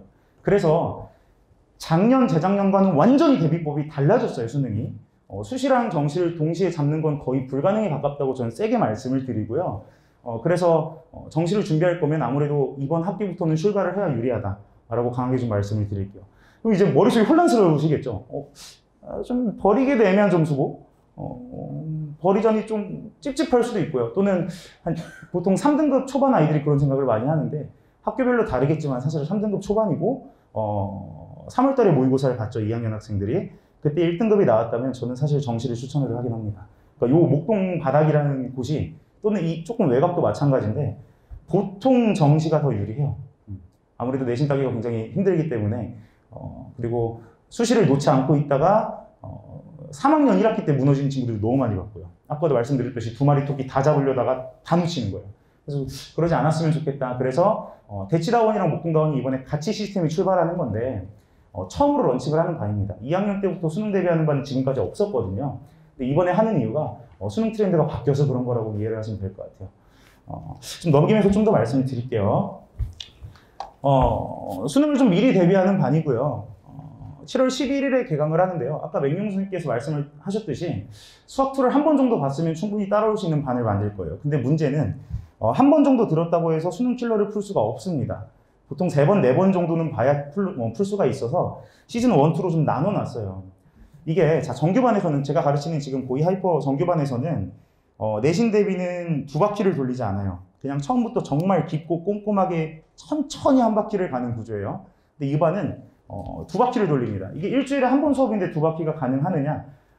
이게 가능한 이유는 수시랑 정시는 대비하는 방법이 달라서 그래요. 그러니까 이게 저도 이제 다른 설명회를 좀 많이 보거든요. 저도 이제 강사로서 배울 것도 있어야 되고 다른 선생님들께서 어떻게 분석하고 있나 이제 좀 참고를 하는데 하나같이 하는 말이 수학은 내신 대비랑 수능 대비랑 다르지가 않다라 그래요.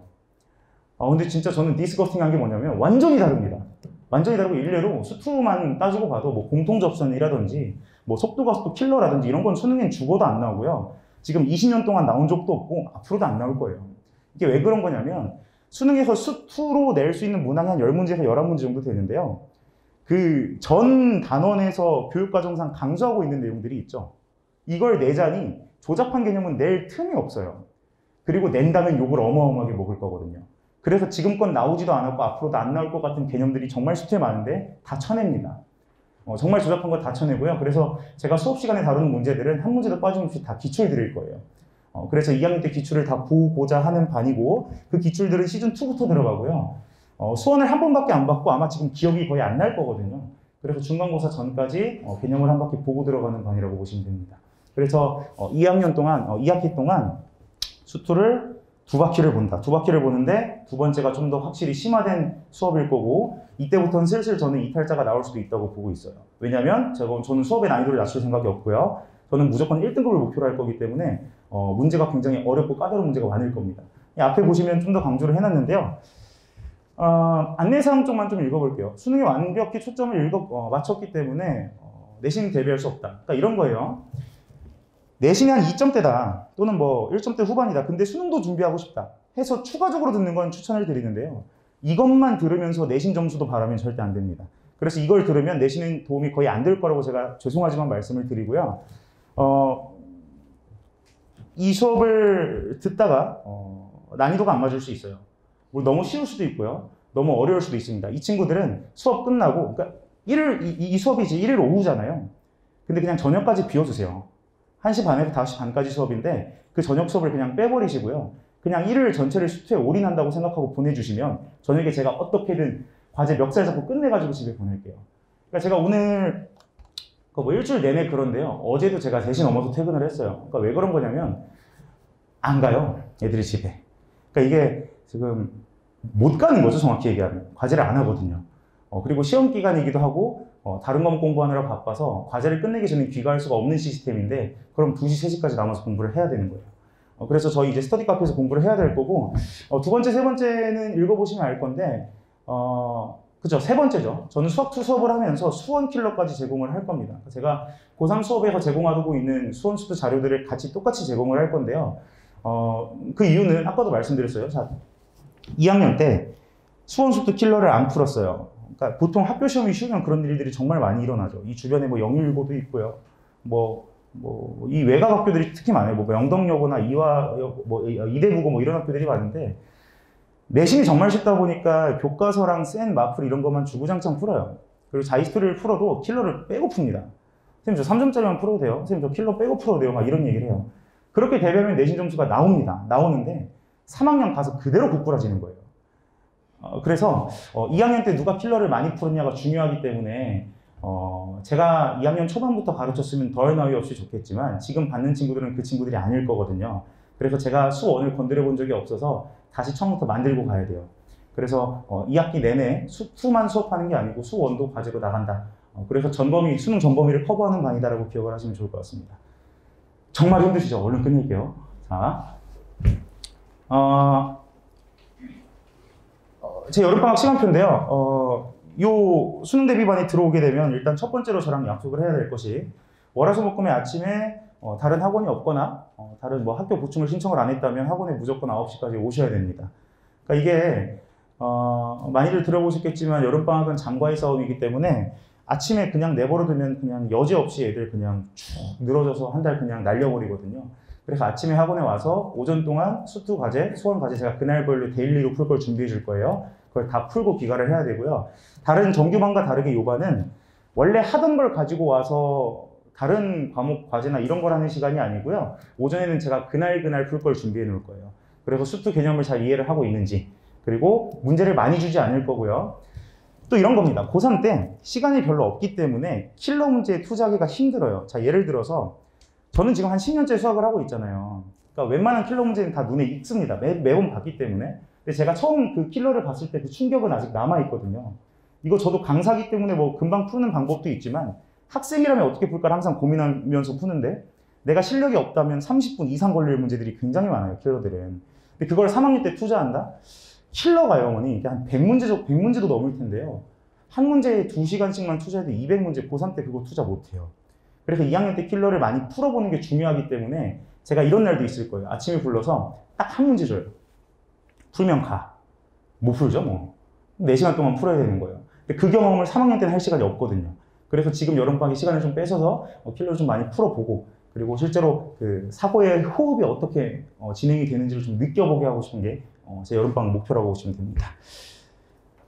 나머지는 그냥 편안하게 읽어보시면 되고요. 그리고 뭐 수강 후기도 실을까 했지만 싫지 않았고, 그냥 종강 때 우리 아이들이 써주는 편지 정도 넣어놨으니까요. 아이들이 수업을 어떻게 받아들이고 있는지를 좀 읽어보시면서 체크하시면 도움이 될 것 같습니다. 감사합니다. 지금까지 김정래였습니다.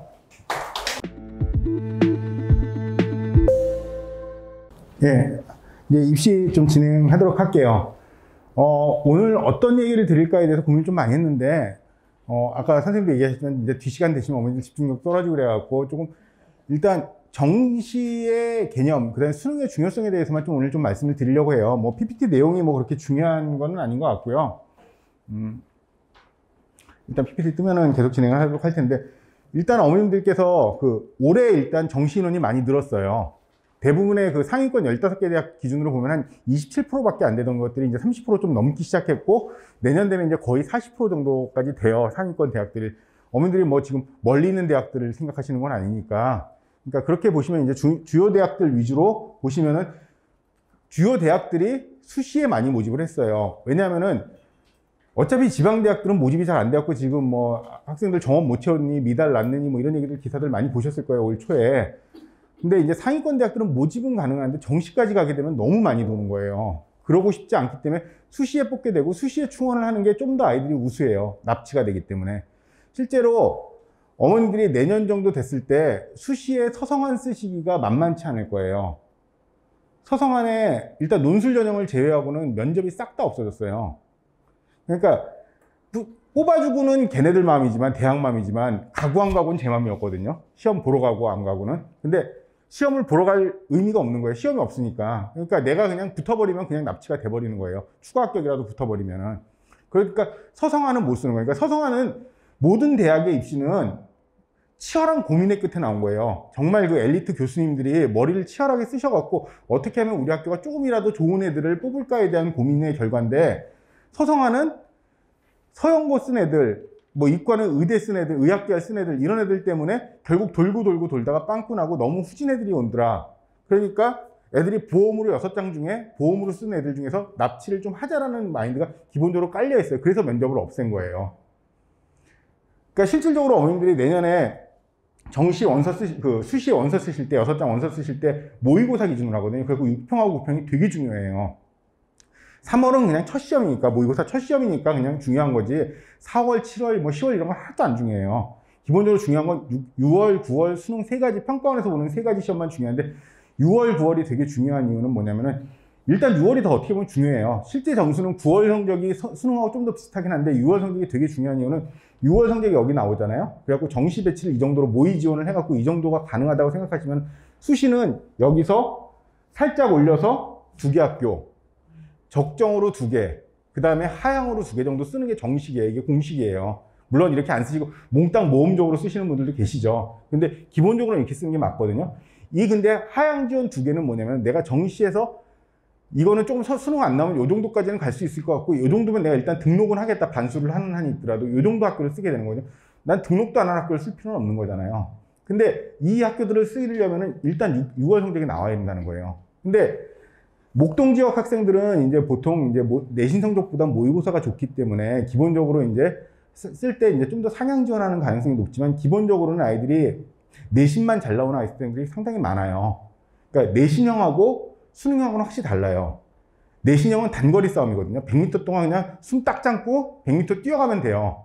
근데 수능은 마라톤이기 때문에 숨 참고 그게 아니고 계속해서 규칙적으로 쉬어주고 규칙적으로 가야 되는 거예요. 그러니까 전범이기 때문에. 그러니까 짧은 범위 잘 기억하고 단기 기억력이 좋은 애들이 내신은 좋은 거예요. 근데 그 애들이 수능까지 좋을 거라는 보장은 없다라는 거죠. 그래서 실제로 서울대에서 뭐 이번에 또 그 코로나 때문에 작년 올해 계속 그 최저임금 낮추고 내년에 이제 더 낮추긴 해요. 다단계로 바꾸는 직윤에서 보면은, 그거 보면은 서울대 직윤이라는 게 전교 1등들이 쓰는 거잖아요. 학교당 2장이니까. 근데 전교 1등들이 쓰는 전형인데 전국의 인문계 고등학교들이 한 1,500개 고등학교 정도 있는데 매년 한 1,200개 고등학교들이 써요. 그리고 모집하긴 한 700명 정도 모집해갖고 700명 조금 안 되게 모집해갖고 보통 경쟁률이 4대1에서 5대1 사이거든요. 과들이. 그렇게 쓰게 되는데 세 과목이 2등급이었어요. 근데 당연히 나올 것 같잖아요. 목동 애들은. 근데 합격생들의 30% 정도가 최저학력 조건 미달로 탈락이 돼요. 그러니까 전교 1등이라고 해서 똑같은 1등이라는 게 아니에요. 그러니까 세 과목 2등급 맞는 게 그렇게 힘들었다는 거예요. 올해 이제 그 3등급으로 이제 또 낮아지긴 했는데 그 정도로 아이들이 그 학력 차이가 심하기 때문에 대학들 입장이나 학생들 입장에서나 이런 차이가 크다는 거죠. 그래서 내년에 이제 그 바뀌는 입시 이제 정시가 40% 늘어난다는 거에서 이제 두 가지 측면이 있는데 교과부의 드라이브도 크긴 하겠지만 기본적으로는 정시가 늘어나니까 당연히 정시의 중요성이 늘어나는 게 하나고 또 하나는 뭐냐면은 지금 학생부가 굉장히 간략화되잖아요. 추천서 다소서 점점 추천서 벌써 올해 없어졌고 그다음에 학교들 블라인드 면접하고 블라인드 평가하잖아요. 이렇게 되니까 대학들 입장에서는 뭐냐면은 어차피 학생들을 모집하는데 볼 수 있는 게 내신밖에 없다라는 거예요. 내신밖에. 그러면 이제 대학들 입장에서 어차피 그럴 거면은 교과 전형 만들어 버리지 뭐. 그러면 이거 하면은 교과부에서 그거 뭐 후원금도 많이 주고 뭐 그러니까 차라리 그렇게 하자. 정시하고 그러면 차라리 그렇게 하고 학종은 학종대로 그러면 좀 다른 뽑자. 줄이고서 이렇게 돼갖고 학종이 확 줄었어요. 상위권 대학들이. 원래 상위권 대학들은 학종을 굉장히 많이 뽑았거든요. 왜냐하면은 모든 대학들은 전형 결과에 대해서 공개하지 않아요. 학불만 공개하지. 그래서 어머님들이 학종이나 이런 것들 보시면은 실제로 합격생들 보면은 붙을만 했어요. 근데 떨어진 애들은 걔가 떨어질만 했나? 얘도 붙을만한 애 아니야라 이런 애들이 굉장히 많거든요. 근데 그거에 대해서 얘가 이래서 떨어졌다는 얘기를 절대 공지를 안 해요. 그러니까 내 입맛대로 뽑으면 되는 거죠. 나는 그냥 얘가 우수해서 뽑았는데 얘가 내신이 4등급이잖아. 얘는 특목고라서 뽑은 게 아니고 나는 얘가 우수해서 뽑았다라고 얘기할 수 있는 것들이기 때문에 대학들은 학종을 굉장히 좋아했었는데 내신밖에 못 보는 블라인드 형태의 이제 그 입시가 되다 보니까 그럼 아예 내신 좋은 애들 걔네는 성실하니까 들어오면 일단 어느 정도는 하더라. 기본은 하더라. 지금은 좀 애들이 성적이 안 좋더라. 그래갖고 교과 전형을 확 신설을 했고 교과 전형이 크게 늘었어요. 그리고 학종은 확 줄고 이게 이제 흐름인데 이렇게 되면서 이게 의미하는 건 뭐냐면은 목동 지역 아이들이 아까도 제가 잠깐 얘기 드렸지만 기본적으로는 3등급 정도 되는 애들이 고대는 가기가 되게 편했거든요. 목동 지역 아이들은 이 정도만 되면은 오히려 성대나 서강대 이런 데 가기가 좀 힘들었지 실질적으로 고대 가기는 굉장히 쉬웠었는데 이런 교과전형이 늘어나면서 굳이 학종에서는 목동이나 대체 일반고 학생들을 뽑을 필요는 없는 거예요. 그러니까 전국 단위 자사고나 특목고 애들, 특기자 전형들이 대부분 다 없어졌거든요. 그러니까 특기자 전형 애들을 학종에서 특목고, 자사고 애들을 일반 전형 학종에서 뽑고 그 다음에 내신 좋은 강북이나 아니면 외곽 지역, 그 다음에 지방에 있는 학생들은 그쪽에서 뽑겠다라는 거예요. 대학들이 그냥 전형을 거의 입시 전형들도 비슷한 것들이 많은데 이렇게 쪼개놓는 이유는 확실하게 그걸 구분하겠다라는 거거든요. 그러니까 목동 지역 아이들은 뭐 올해 뚜껑을 열어봐야 되긴 하겠지만 기본적으로 학종에서도 결과가 그렇게 좋지는 않을 것 같아요. 제가 보기에는. 그러니까 목동 지역이 교육특구라서 좋은 고등학교라는 걸 인정은 받아요. 그렇다고 하지만 얘네들이 전국 단위 자사고나 그 다음에 특목고 애들보다 더 우수하다라고 대우해 줄 필요까지는 없다라고 보는 거죠. 그래서 학종이 생각보다 저는 결국 목동 지역 아이들한테는 문이 많이 줄었고 이거는 일반고 전체가 다 해당하는 거라고 생각해요. 근데 그러다 보니까 이제 목동 지역 아이들은 선택권이 더 작아진 거죠. 교과 가기에는 내신이 좀 안 좋고 학종 가기에는 이제 안 뽑아줄 것 같고 별로 논술 몇 명 뽑지도 않는 논술 전형밖에 안 나왔는데 논술은 실질적으로 저는 하라는 얘기 하고 싶지 않아요. 너무 적어졌어요. 뽑는 학교도 별로 없고 물론 수시 6장을 안 쓴다는 건 또 바보짓이니까 뭐라도 써야 되니까 쓸 수는 있긴 하겠지만 기본적으로는 좁은 문이에요. 그래서 논술은 굳이 하시라는 얘기는 저는 별로 하고 싶지 않아요. 제가 원래 미래탐구에서 원장으로 제가 이과 논술 만들었던 사람이거든요. 그래서 제가 진짜 서울대나 뭐 서울대 의대 진짜 많이 보냈었는데 논술 갖고 제가 원장까지 한 사람이기 때문에 저는 논술을 굉장히 옹호주의자고 지금도 논술이 굉장히 아이들 평가하는 좋은 조건이라고 생각은 하는데 지금 입시 환경에서는 내가 좋아하고 싫어하고가 문제가 아니고 별로 갈 데가 없다라는 거예요. 그러니까 논술은 저는 솔직히 정말 마지막에 선택해야 된다고 보기 때문에 기본적으로 그러면 아이들이 수시에서 선택할 만한 것들이 별로 안 남는다는 거예요. 목동 지역 아이들은. 그래서 정시가 중요해졌다는 얘기를 드리면서 이제 좀 시작을 할게요. 이 내용들 여기 있는 건 다는 안 할 거예요. 어머님들 지금 하시니까 뒤에는 요강이니까 이건 보시면 하고요. 일단 이번에 6평 본 것부터 좀 말씀을 드릴게요. 이번에 대략 지금 아직 결과가 이제 30일 날 정도 나올 거기 때문에 아직 안 나왔거든요. 근데 국수에서 지금 선택 과목에 따라서 등급 컷이 대략 이렇게 지금 예상이 되고 있어요. 지금 대학 진학교사협의회에서 그 진협에서 만든 33개 학교를 OMR 카드를 돌려보고서 이제 평가원에다 보냈다라고 하더라고요. 그 기사 보셨죠? 그 기사 보셨으면 아시겠지만 일단 수학에서 확통 애들이 1등급이 대략 한 4.5% 정도 예상을 한대요. 미적하고 기하 합쳐갖고 미적이 지금 대략 몇 퍼센트냐? 미적이 한 86.7%, 기하가 한 8.7% 정도 나왔고 95.5% 정도가 이과 애들일 거라고 그래요. 지금 1등급이. 그러면은 역산을 해보면은 확통 4.5%인데 6평에 그 47만 9천 명이 일단 응시했다라고 하거든요. 수학 응시한 걸로 보도자료가 나오는데 그러면 대략 1000명 정도예요. 그게 대략 1000명 정도거든요. 근데 작년 수능 기준으로 보면은 1등급이 그러니까 수학 만점이 수학 나형 만점이 1400명 정도였어요. 그러니까 작년 기준으로 보면 수학 만점 맞던 애들만 1등급이라는 거예요. 그리고 지금 이과 애들 보면은 대략 그 작년에 84점이 2등급이었거든요. 그 도수 분포표 보면은 대략 19,000명이었어요. 19,000등 정도 됐거든요.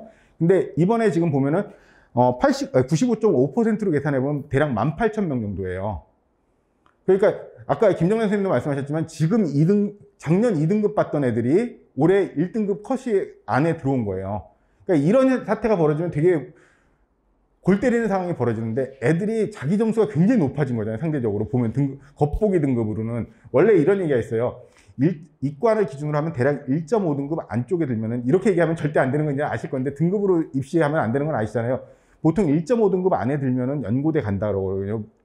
이과에서. 그 다음에 서성환이나 그 중대 이 정도까지 경희대 정도가 2등급 전후 안쪽에서 이제 애들이 평균 등급이 나온다고 하는데 수학이 1등급이 나와버리면서 영어도 웬만하면 1등급 나와버리면서 그러니까 애들 겉보기 등급은 잘하면 5, 1등급이 나와버리는 상황이 벌어지는 거예요 지금. 그러니까 애들 눈높이는 되게 높아진 건데 이제 누적 백분이라고 그러잖아요. 평균 백분위는 이제 그 어머니들 교육청 모의고사에서 나오는 게 평균 백분위고 누적 백분위로 보면은 어차피 이과생들 등수는 그대로인 거예요. 내 전국 등수는.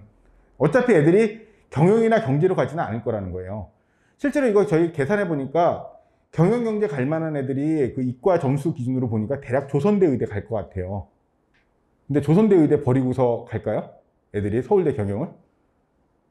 솔직히 서울대도 버리고서 가는데 의대라고 하면은 그러니까 문과로 갈 만한 애들 실질적으로 그렇게 많지는 않을 것 같아요. 근데 애들이 오히려 이제 좀 중위권에서는 좀 그 문과로 교차 지원하는 애들이 있을 것 같아요. 일단 학교가 중요한 애들. 취업은 안 되니까 일단 가놓고 교차 지원하겠다라는 거죠. 아니 그 복수 전공을 하거나 아니면은 뭐 반수를 하거나 뭐 이렇게 생각하는 애들이 있을 수는 있는데 실질적으로 최상위권에서는 별로 안 나올 것 같고 오히려 2, 3등급 선에서는 좀 나올 수는 있을 것 같아요. 그래갖고 교차 지원은. 그래갖고 그런 영향이 있으면은 좀 문제가 될 텐데 실질적으로는 이과에서 문과로 넘어간 애들은 많지는 않을 거다라고 보게 되는데 일단 이것뿐만 아니라 지금 보면은 국어도 1등급이 대략 한 80% 정도가 이과 애들이라고 그러고 그러니까 미적이나 기하를 선택한 애들이고 영어는 그 절대평가인데도 조차도 70% 정도가 미적이나 기하를 선택한 애들이 70% 정도가 1등급의 구성이래요. 그러니까 확통 선택하는 문과라고 하는 아이들이 성적이 지금 엄청나게 낮은 거예요, 지금. 그러니까 공부를 안 한 거죠. 그러니까 혹자는 얘기해요. 진짜 문과가 지금까지 너무 꿀빨고 있었던 거 아니냐. 편하게 공부하고 있던 거 아니냐. 그러니까 지금 이과 애들이 그만큼 공부를 열심히 했으니까 얘네들이 대우를 받는 게 지금 맞는 방향이라고 얘기는 하지만 문과 애들이 이과 애들보다 많아요. 여론은 입이 많을수록 흘러갈 수밖에 없잖아요. 그래갖고 김정현 선생님 아까 얘기하신 거하고 저는 조금 다르게 하는데 수학은 상대적으로 좀 쉬워질 거예요. 수학은. 왜냐하면은 수학이 쉬워져갖고 평균 점수가 쉬우면 그래도 물론 수학이라는 과목이 수포자들이 워낙 많기 때문에 쉬워진다고 해서 평균이 막 올라가지는 않아요. 그래도 어느 정도 영향은 있거든요. 그래갖고 수원2는 조금 쉬워질 거라는 얘기가 있어요. 기본적으로는. 그러니까 이게 교육적으로 목적이 아니고 그냥 여론 때문에 그럴 가능성이 있다는 얘기가 있는데 이건 카드라니까 아까도 말씀드린 것처럼 정확한 건 아니고 수원2가 좀 쉬워질 거고 그래서 애들 평균 점수를 좀 올릴 거고 확통 보는 애들도 좀 평균 점수 올릴 거고, 확통을 쉽게 내서 걔네에서 원점수라 좀 올려줘갖고 일단 좀 도움이 되겠다라는 거예요. 그러니까 물론 원점수하고 표준점수하고 좀 차이는 있지만 그래도 기본적으로는 비례관계에 있는 거니까요. 그리고 미적을 굉장히 어렵게 된다는 얘기가 있어요. 그래갖고 원점수를 깎아버리면 어쩔 수 없이 점수가 떨어지니까요. 표준점수도 틀린 개수가 많아지면. 지금 그런 얘기가 지금 살살 풍기고 있어서 지금 이과 애들이 등급은 좀 조정이 될 가능성도 있어요. 만약에 이렇게 나온다면. 물론 아닐 수도 있긴 하겠지만 지금 여기저기서 지금 흘러나온 얘기고, 아까 얘기 말씀드린 것처럼 국어를 무지하게 어렵게 낸다는 얘기가 있는데, 문제는 아까 여기 말씀드린 것처럼 이과 애들이 80%가 1등급의 80%가 이과 애들이기 때문에 어렵게 내봤자 또 여기서 또 이과 애들이 이득을 볼 거라서 뭐 여기 막자니까 저기도 터지는 형태가 벌어질 것 같아서 정확하게 올해 수능 예상하기 쉽지는 않지만 지금 평가원이나 교육부에서 지금 엄청나게 지금 고민을 하고 있는 것 같아요. 이렇게까지 벌어질 거라고 생각하고 올해 수능을 보지는 않았을 거예요. 근데 많은 사람들은 예상을 했는데 솔직히 저도 4.5%가 나올 거라고는 솔직히 상상을 못 했거든요. 지금 최대 가장 후하게 예상하시는 분이 1등급이 작년 만점 맞았던 애들 정도 수준일 거다. 왜냐하면 이게 작년 만점 맞았던 애들면은 수원 수투는 잘 볼 거고 확통도 잘 볼 거냐 아니냐라고 생각을 하실 텐데, 수원 수투가 올라갔어요. 난이도가 이과 애들이 들어오면서 작년보다는. 그래갖고 어려운 거고, 작년까지는 킬러 문제가 3문제였잖아요. 객관식 마지막 21번, 그 다음에 주관식 마지막 2문제 29번, 30번 이렇게 3개가 킬러였는데, 올해는 실질적으로 15번이 공통과목 객관식 마지막 번이고 22번이 공통과목 주관식 마지막 문제예요. 그 다음에 29번, 30번 여전히 어렵고, 그러니까 킬러 문제가 4개가 되는데 이 킬러 문제 4문제는 전체적으로 난이도는 좀 떨어졌어요. 그 대신 문제는 뭐냐면은 13개의 문항이 4점짜리거든요. 그 중에서 4문제 빼니까 9문항 남잖아요. 킬러라고 불리는 4문항이 빠지니까 9문항이 남는데 이 9문항 난이도가 다 올라갔어요. 그러니까 4문항은 쉬워졌는데 9문항은 올라가고 이게 이렇게 된 거예요. 그러니까 아이들이 시간 안배하기가 굉장히 힘들어졌어요. 그래서 올해 2등급 컷이라고 불리는 애들, 그러니까 올해 이과 애들이, 그러니까 작년이면 2등급 맞았을 애들이 지금 1등급 컷에 걸리는 것 같다고 제가 말씀드렸잖아요. 근데 이 점수가 실질적으로 여기 보시면은 확통해서 78까지도 내려갈 수 있다라고 얘기하는 거예요. 그러니까 작년에 84점 정도, 아니면은 좀 쉬었을 땐 88점 정도였던 애들이 점수가 내려가는 거예요. 그러니까 기본적으로는 전체적으로 비킬러라고 불리는 문제들 난이도가 올라가다 보니까 애들 시간 안배가 안 되는 거예요. 그리고 옛날에는 17번, 18번까지는 어려운 문제가 없었어요. 그냥 19번까지 그냥 쫙 풀렸거든요. 그냥 순식간에 쭉 풀고 나서 이제 뒤에 이제 그 주관식 문제들하고 시간 안배하면 됐었는데, 지금은 그게 안 되는 거예요. 그러니까 이번에도 15번이 원래 킬러였었는데 14번이 더 어렵다라고 하고 뭐 이런 얘기들이 있거든요. 그러니까 14번, 15번은 옛날 같으면 애들이 기출문제라고 풀렸던 모의고사들이 다 작년 거잖아요. 작년 기준으로 냈던 문제들이니까 작년에까지 모의고사, 그 다음에 뭐 교육청에서나 이런 거 보이던 것도 항상 그랬으니까 쭉 달리던데 중간에 그러니까 한 번씩 자꾸 뭐가 발목을 걸리는 거예요. 돌부리가 하나씩 나와갖고. 그러다 보니까 애들 멘탈이 슬슬 나가기 시작하는 거예요. 그래갖고 생각보다는 아이들이 수능이 그렇게 만만하지는 않은 상황이 된 거예요. 그러니까 아까 말씀드린 것처럼 국어도 난이도 자체는 작년보다 그렇게 어렵지 않다라고 하는데 애들 국어 성적도 지금 별로 안 좋아요. 지금 별로 안 좋아요. 지금 이게 의미하는 건 뭐냐면 작년에 그래도 90점 초반 이상은 1등급 컷이 나오고 뭐 이랬었는데 지금 여기까지도 나오잖아요. 그러니까 이게 문항수가 읽을 거리들이 많아지다 보니까 시간 안배가 잘 안 되는 거예요. 기본적으로 17문항 되다 보니까. 그래서 국어도 쉽지 않고 수학도 쉽지 않고 그렇게 되는 상황이거든요. 그리고 보시면은 여기가 지금 어떤 학원들은 뭐 여기 점수 정확하게 해주는데 솔직히 1등급 컷도 정확하지도 않아요. 이게 아직 발표도 안 났고 발표나도 정확하지도 않아요. 솔직히는 원점수가. 왜냐하면은 조합에 따라 다르거든요. 이건 어머님들 2학년에서 아직까지 경험을 못 해보셔서 그런데 이게 공통 과목을 잘 보는 게 중요하거든요. 그러니까 같은 개수를 뭐 2개를 틀렸는데 선택 과목에서 2개 틀렸냐, 공통 과목에서 2개 틀렸냐, 아니면 하나하나 틀렸냐, 이거에 따라 조합이 다른 거예요. 같은 수학에서 4점짜리를 틀렸는데 공통 과목 2개 틀린 애가 점수가 가장 낮아요. 그 다음에 선택 과목에서 2개 틀린 애가 점수가 제일 높아요. 그런 식으로 지금 그러니까 공통 과목을 잘 보는 게 되게 중요하다는 게 그래서 그렇거든요. 그래서 애들이 수원 수투는 되게 우습게 할 거예요. 내년쯤 되면은. 왜냐면 2학년 때 내신 죽어라 했으니까. 나 수원 수투는 진짜 어마어마하게 풀었다고 자신할 거야. 몇천 문제 풀었다라고. 근데 실질적으로는 그 과목이 근데 오히려 수능에서는 발목을 잡게 될 거라는 거죠.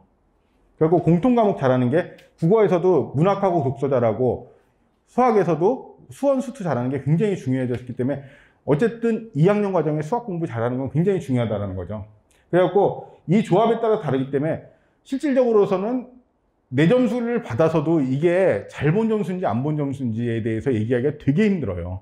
기본적으로는. 그래갖고 올해 수능이 굉장히 좀 애매해진 것도 맞아요. 근데 내년 정도 되면 이제 어느 정도 자리는 잡긴 하겠지만 올해 수능은 굉장히 그 아노미 상태가 될 가능성이 높은 게 통계 자료가 없기 때문에 정시 배치표는 무조건 높게 잡아요. 이러면 진학사 같은 데서 배치표를. 그러면은 그게 권위가 되거든요.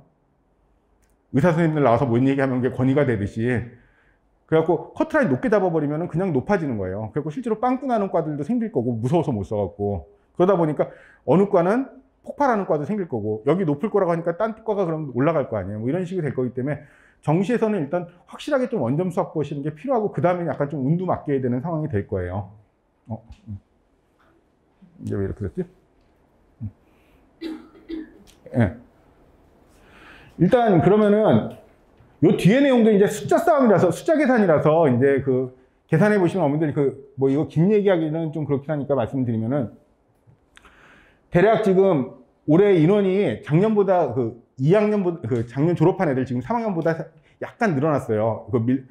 저희에는 그 월드컵하고 상관없는데 월드컵 베이비 때문에 그런지 약간 애들이 더 태어났어요. 그래갖고 조금 늘어났고 그 다음에 재수생들도 지금 좀 더 늘어난 상태거든요. 그래갖고 작년보다는 오히려 수험생이 좀 늘어났는데 내년 출생자가 또 많이 줄어요. 한 2, 3만 명인가 아마 또 차이가 날 거예요. 그래갖고 내년에는 아마 재학생들은 더 줄어들 거예요. 그걸 좀 말씀을 드리는 거고 해마다 이제 애들 감소폭이 큰데 여기서 19학년도에서 20학년도 넘어올 때가 가장 컸고 여기도 한번 컸는데 여기는 이제 비슷하긴 한데 올해 근데 생각보다 좀 시험을 좀 적게 보긴 하더라고요, 애들이. 이게 확실히 애들 그 차이인 것 같아요.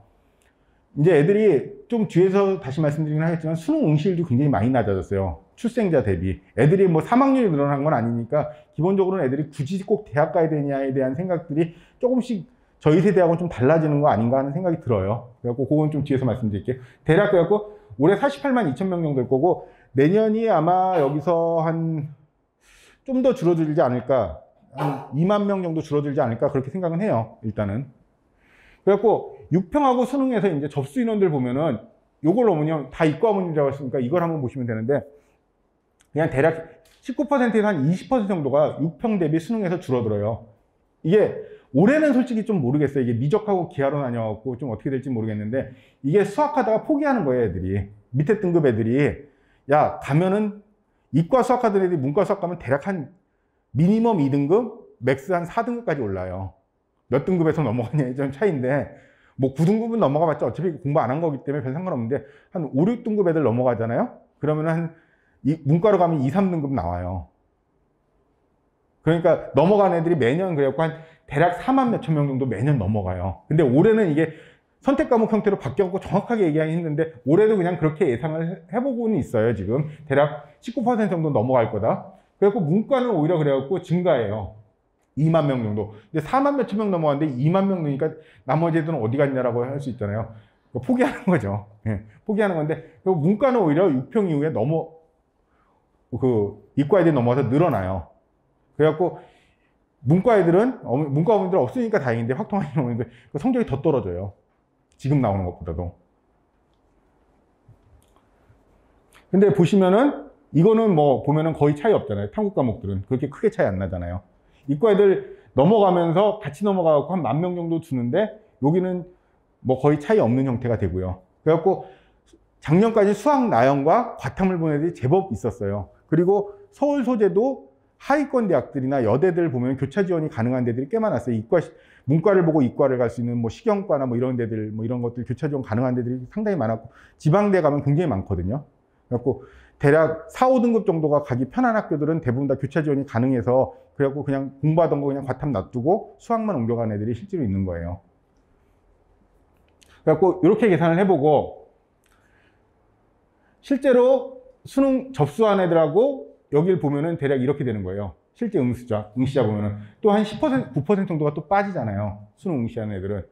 수학 나형도 보면은 10% 정도 빠지고, 이게 문과 애들이 그 예체능이니까 보통 수학 나형을 봤거든요, 작년까지. 그러니까 얘네들은 수시 1차나 뭐 이럴 때 보고 실기로 보고 나면은 굳이 수학은 볼 필요 없는데 응시만 해놨던 애들이 많았고, 좀 더 얘네들이 이과 애들보다는 좀 더 빠지는 형태가 되는 거예요. 그래갖고 실제로는 응시를 안 하게 되는 거죠. 얘네들은 응시 안 하고서 가게 되는 거고, 이렇게 계산을 하게 되면은 실질적으로 3월 학평 기준으로 보면은 하고 4월로 보면 대략 60% 정도가 미적을 선택했고, 그 다음에 35% 정도가 미적을 선택했고, 확통이 60% 정도, 기하가 한 5, 6% 정도 이렇게 봤다라고 보시면 되거든요. 그래갖고 계산을 해보면은 이제 수능 실제 응시 인원이 미적하고 기하는 대략 이 정도 볼 것 같다라는 거예요. 14만 명. 그 다음에 확통 27만 명. 그래가지고 이게 이제 실제로는 이렇게 인원이 줄어드는 상태에서 그 수능 응시자들 기준으로 보게 되면은 정시 인원들이 실제로 늘어나는데 어느 정도 늘어나는지 좀 보자는 거거든요. 상위권 대학들 보면은 이게 23학년도는 생각보다 많이 안 줄었잖아요. 수시가 많이 안 줄고 정시도 많이 안 늘었는데, 왜냐하면 2년에 걸쳐서 유예를 줘갖고 올해 많이 늘었어요. 일단 올해 정시가 한 5% 정도 늘었고, 내년에 또 5% 정도 또 늘게 되는 거예요. 그리고 거의 이제 30%가 안 되던 것들이 이제 40% 정도로 올라가면서 이렇게 늘어나게 되는 건데, 그래갖고 실제로 14만 2천 명 정도가 이과 수학을 응시할 것 같고, 27만 명 정도가 그냥 지금까지 통계 자료를 보면 응시를 할 것 같다라는 거예요. 그렇게 되면은 서울대나 뭐 이런 대학들 증가되는 거 보면은 13만 9,429명. 그 다음에 수시에서 한 50% 정도가 이탈한다고 보거든요. 보통 저희가 이과에서 그 수학 성적표를 든 애들. 그렇게 보면은 의치한약수에서 4,480명 정도 올해 약대가 들어왔고 정시에서 모집하는 인원인데, 그러면은 작년에 4.3% 정도인데 올해 3학년들은 6.3% 정도. 내년도 거의 비슷할 거예요. 왜냐하면 크게 안 늘어나고 정시도 그렇게 생각보다 많이 안 늘어요. 상위권 대학들 거의 다 늘어났기 때문에. 그래갖고 상위 6.3% 정도가 입시에 성공하게 될 거라는 거예요. 그러니까 작년보다는 훨씬 이과 애들이 대학 가기에 편해졌다라는 거죠. 그래서 정시를 갈 때도 상위권 대학들은 기본적으로 이만큼 2% 늘어난 게 어머님들 지금 보기엔 별거 아닌 것 같은데, 실질적으로 1등급이 4%인데 2.3%인데 1등급의 절반 이상이 늘어난 거거든요. 기본적으로 문호가. 근데 여기에 아까 말씀드렸던 것처럼 2등급 정도 나온 애들이 1등급이 지금 수학이 나오고 있잖아요. 얘네들이 만약, 저는 근데 생각보다 좀 넘어간 애들이 있을 거라고 봐요. 그러니까 모든 사람들이 다 의대권, 그 서울대 경영하고 설경, 연경, 고경만 생각을 하더라고, 모든 사람들이. 근데 그게 중요한 게 아니라고 저는 보거든요. 그러니까 대략 그 서성한 이하, 중경 외시 정도 갈 애들이 있잖아요. 그 다음에 건홍동수 요 정도, 이제 상위 15개 대학 정도 갈 애들 중에서 한 중위권 이하 대학들, 그 15개 대학 중에서 한 8위 정도부터 12조권 정도 되는 이과 애들이 하나 정도 문과 쓰지 않을까 하는 생각이 저는 정시에 좀 있어요. 제가 고3 아빠가 되니까 자꾸 딴 생각이 들더라고요, 저도. 근데 무시 못할 것 같아요. 저희 애가 의대권이면은 이런 고민 하나도 안 할 것 같아요. 근데 의대권이 아니면은 어머님들도 고민 안 하시겠어요, 내년에? 그냥 가면 깡패예요. 왜냐면은 표점 차이가, 아까 여기서 보시면은 표점 차이가 어마어마해요. 지금 보면은 만점이 지금 147점, 140점, 6점인데 뒤에 여기 보시면은, 이제 다시 거기다 넘기지 않겠지만 뒤에 한 8페이지, 9페이지 정도로 보시면은 각 대학별로 반영 비중이 있는데 이과나 문과나 수학 반영 비중이 굉장히 높거든요, 다.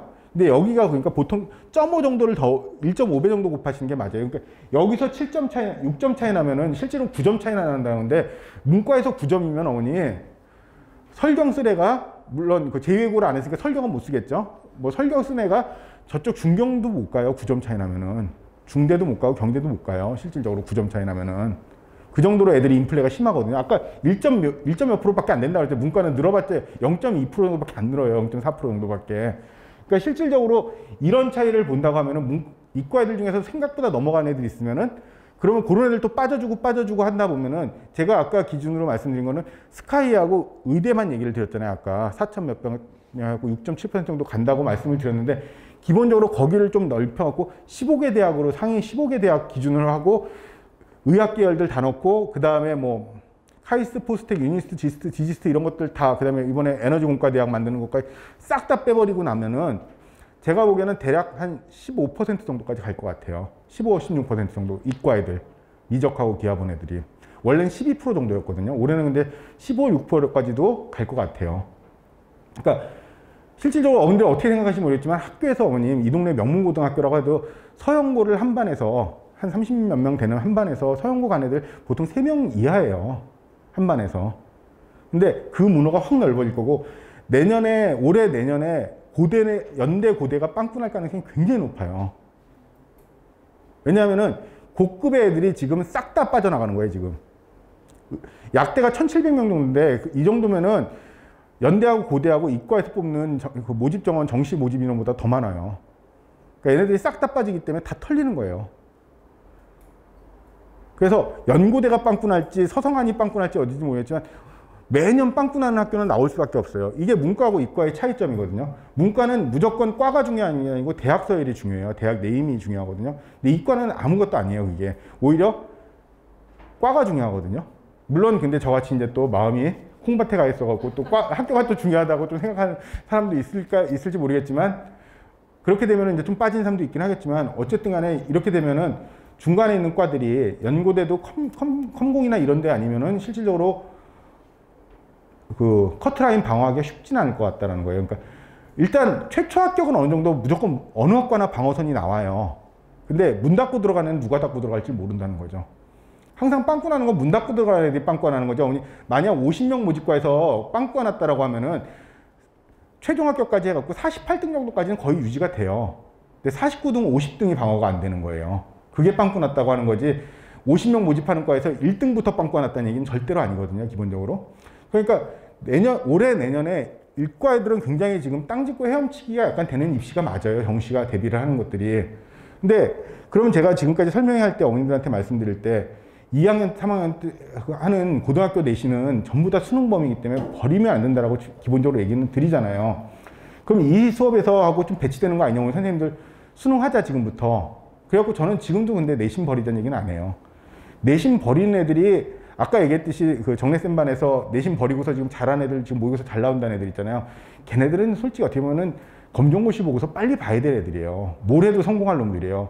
남들이 내신 공부할 때 그 공부를 할 수 있으면은 기본적으로 그게 쉽지 않아요. 남들이 주위에 100명이 딴 거 하고 있는데 나만 뭐 광고도 있어요. 나만 아니요 소리를 할 수 있는 게 쉽지 않다는 거 어머님들 아시잖아요. 근데 그걸 해내는 애들이니까 쉽지 않은 애들이에요. 근데 우리 애가 그럴 거라는 가능성은 그렇게 높지는 않잖아요. 항상.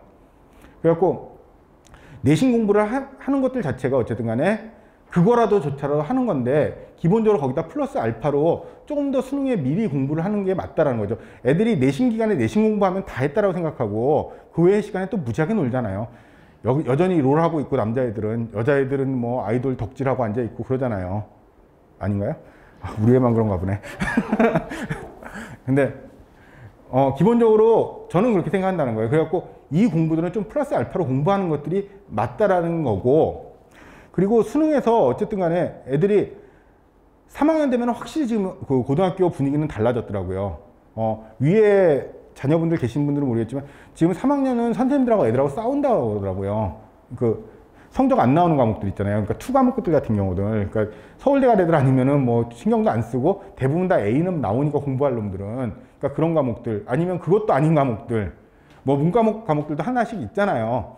그런 것들은 뭐 수행평가를 내줘도 안 하고 뭐도 안 하고 선생님이 막 얼굴이 불그락불그락 해진다고 그러더라고요. 기본적으로는. 그 정도로 애들 정시한다라고 하는데 성적은 아까 보신 것처럼 이 모양 이 꼴이에요. 애들이 기본적으로는. 그러니까 안 한다는 얘기예요. 기본적으로. 이번에 수능이 어쨌든 간에 수학이 30% 정도 줄어들었다고 그러거든요. 수학량이. 근데 여전히 안 하는 거예요. 애들이.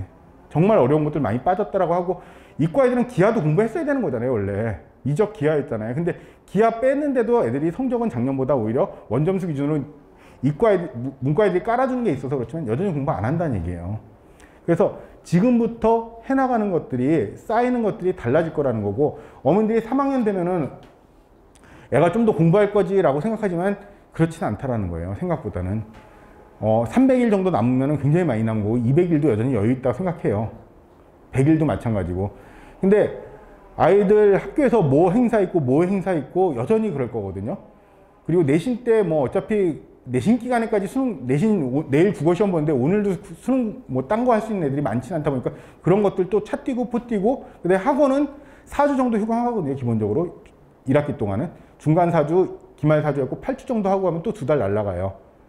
그러면 애들이 기본적으로는 공부를 할 것들이 공부할 수 있는 시간이 생각보다 많지 않고 학원들 많이 다니잖아요. 또 3학년 되면은 전과목 다니다 보면은 국어 하나 다니고 수학 2타임 다니고 영어는 안 다니는 애들도 많으니까 영어는 뺀다 치더라도 그냥 과탐 2과목 다니면 다 5일이에요. 학교, 그러니까 주말을 풀타임으로 쓰면 6타임이고 주중을 5타임을 저녁을 다 학원 다니면은 11타임인데 그 중에서 5개를 학원을 가는 거예요. 최소 미니멈. 근데 보통 그거보단 더 다니죠, 애들이 방학 동안은. 그러면 자기 공부할 수 있는 시간은 얼마죠? 한 5타임 정도 미만이에요. 그러면은 애들이 실질적으로 자기 공부할 시간이 얼마 안 된다는 거죠. 학교에서 근데 또 아예 선생님 눈치 안 보고 공부할 만큼 또 내가 내신을 완전히 버릴 수 있는 만큼 철통 같은 신창을 갖고 있느냐, 그것도 또 아니란 말이야, 애들이. 그래서 결국 수능에서는 재수생들한테 밀리는 거예요. 얘네들은 한 번 해봤고, 많이는 안 했더라도 한 번 해봤고 1년 내내 저 공부만 하기 때문에. 그래서 정시에서 최상위 몇 % 정도만 빼고는 애들이 다 등급이 밀리게 되는 거예요, 기본적으로는. 그래서 지금부터 시작해도 재수생하고 경쟁할 만큼의 양은 절대로 공부량이 안 된다라는 거죠. 그러니까 근데 지금도 안 하고 학교 겨울방학부터 하겠다라고 생각하면은, 내가 근데 내신형은 아닌데 교과가 쓸 만큼은 안 되고 학종도 지금 가능성 제가 안 높다고 말씀드렸죠. 제 예상이 틀릴 수 있지만 저는 거의 아닌 것 같아요. 저도 입시만 한 15년 정도 하는데 제 예상이 틀릴 것 같지는 않아요. 그래갖고 이번에 결과 나오면 알겠지만 학종 생각보다 이 동네 애들 결과 좋지 않을 거예요, 수시에서. 그러니까 전교에서 노는 애들 아니면은 실질적으로 별로 그렇게 좋지는 않을 거라고 저는 보고 있거든요. 그렇기 때문에 어머니께서 이제는 확실하게 좀 방향성을 잡아야 된다는 거예요. 그러니까 내가 정시형이라고 생각을 하셨으면은 수시 6장을 버리라는 게 아니고 내신 버리라는 게 아니에요. 그러면 지금부터 그러면은 내가 수능을 위한 뭔가의 대책을 좀 세우고 가야 된다는 거죠. 막연하게 2학기 내신 대비 국어 수능반을 듣지 말고, 그 국어 내신반을 다니지 말고, 무의미하게 영어 특강 듣지 말고, 문법 특강 같은 거 듣지 말고, 물론 안 나온다면 1등급 안 나오면 영어 1등급 안 나오면 되게 타격 커요, 이제는. 근데 그럴 경우는 영어를 좀 해야겠지만, 그런 경우가 아니라고 하면은 수학하고 국어하고 탐구 과목에 확실하게 집중을 좀 하셔야 된다는 거죠. 근데 탐구 과목까지는 하기는 솔직히 쉽진 않아요, 지금부터. 근데 가장 시간이 오래 걸리는 과목이 국영수잖아요. 근데 영어는 절대평가로 빠졌으니까 그렇다고 치면은 국어하고 수학에서는 어머님들이 조금 방향성을 잡으시고서 나가야 되지 않냐는 거죠. 그래서 오늘 프로그램도 대치하고 저희하고 그래서 기획을 하게 된 거예요. 그러니까 입시하는 저희 대입연구소 회의에 한 15분 정도가 들어오거든요. 대입연구소장님들하고 뭐 이렇게 컨설턴트들하고 이렇게 들어오셔서 하시는데, 이분들이 모여서 결론을 낸 거예요. 이제는 어차피 2학년 2학기 때부터는 이제 정시파하고 수시파하고 나뉘게 되고 3학년 되면 더 심각해지기 때문에 미리 할 수 있는 애들은 좀 미리 시작을 하고서 나가자라는 프로그램으로 나온 거기 때문에, 제가 오늘 말씀드린 숫자들에서 뭐 숫자를 디테일하게 생각하실 필요는 없겠지만, 정시가 이과 애들은 생각보다 가기가 많이 좋아졌고, 그 다음에 그만큼 또 수능은 근데 애들이 싫어하는 방향으로 왔어요. 어려워진 게 아니고 애들이 싫어하는 방향으로 해서 시간이 많이 들고 편하게 풀 수 있지 않게 갔기 때문에 애들이 수능 공부는 좀 더 투자를 해야 되는 상황으로 갔거든요. 그리고 수시문은 목동 지역 애들한테 줄어들었기 때문에 정시에 대해서 오늘 오신 어머님들은 관심이 있으셔서 오셨다고 보고, 그렇다고 생각하시면은 기본적으로 지금부터 어떤 방향으로 가실 건지 고민하시고, 이렇게 저희가 잘 준비한 프로그램이니까 관심 많이 가져주셨으면 좋겠습니다. 예, 저는 오늘 설명 이렇게 마칠 거고, 이 자료집 뒤에는 이번에 주요 대학들 제가 그 요강학들 22학년도 거 넣어놨으니까 수시 정시 그 교과 학종 논술 그 다음에 정시까지 해놨으니까 한번 관심 있게 봐주세요. 내년에도 크게 바뀌진 않아요. 서울대 정도만 빼고. 서울대는 이제 좀 몇 가지 좀 바뀌는 게 있는데 서울대를 빼고서는 안 바뀌니까 관심 가져주시면 내년 입시가 이렇게 갈 거라는 거 보이실 겁니다. 오늘 2시간이나 벌써 흘렀네요. 긴 시간 감사드리고 마치도록 하겠습니다. 감사합니다.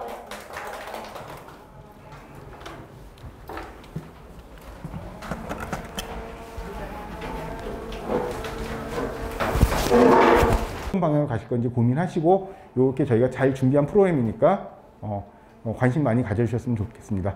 예, 저는 오늘 설명 이렇게 마칠 거고, 이 자료집 뒤에는 이번에 주요 대학들 제가 그 요강학들 22학년도 거 넣어놨으니까 수시 정시 그 교과 학종 논술 그 다음에 정시까지 해놨으니까 한번 관심 있게 봐주세요. 내년에도 크게 바뀌진 않아요. 서울대 정도만 빼고. 서울대는 이제 좀 몇 가지 좀 바뀌는 게 있는데 서울대를 빼고서는 안 바뀌니까 관심 가져주시면 내년 입시가 이렇게 갈 거라는 거 보이실 겁니다.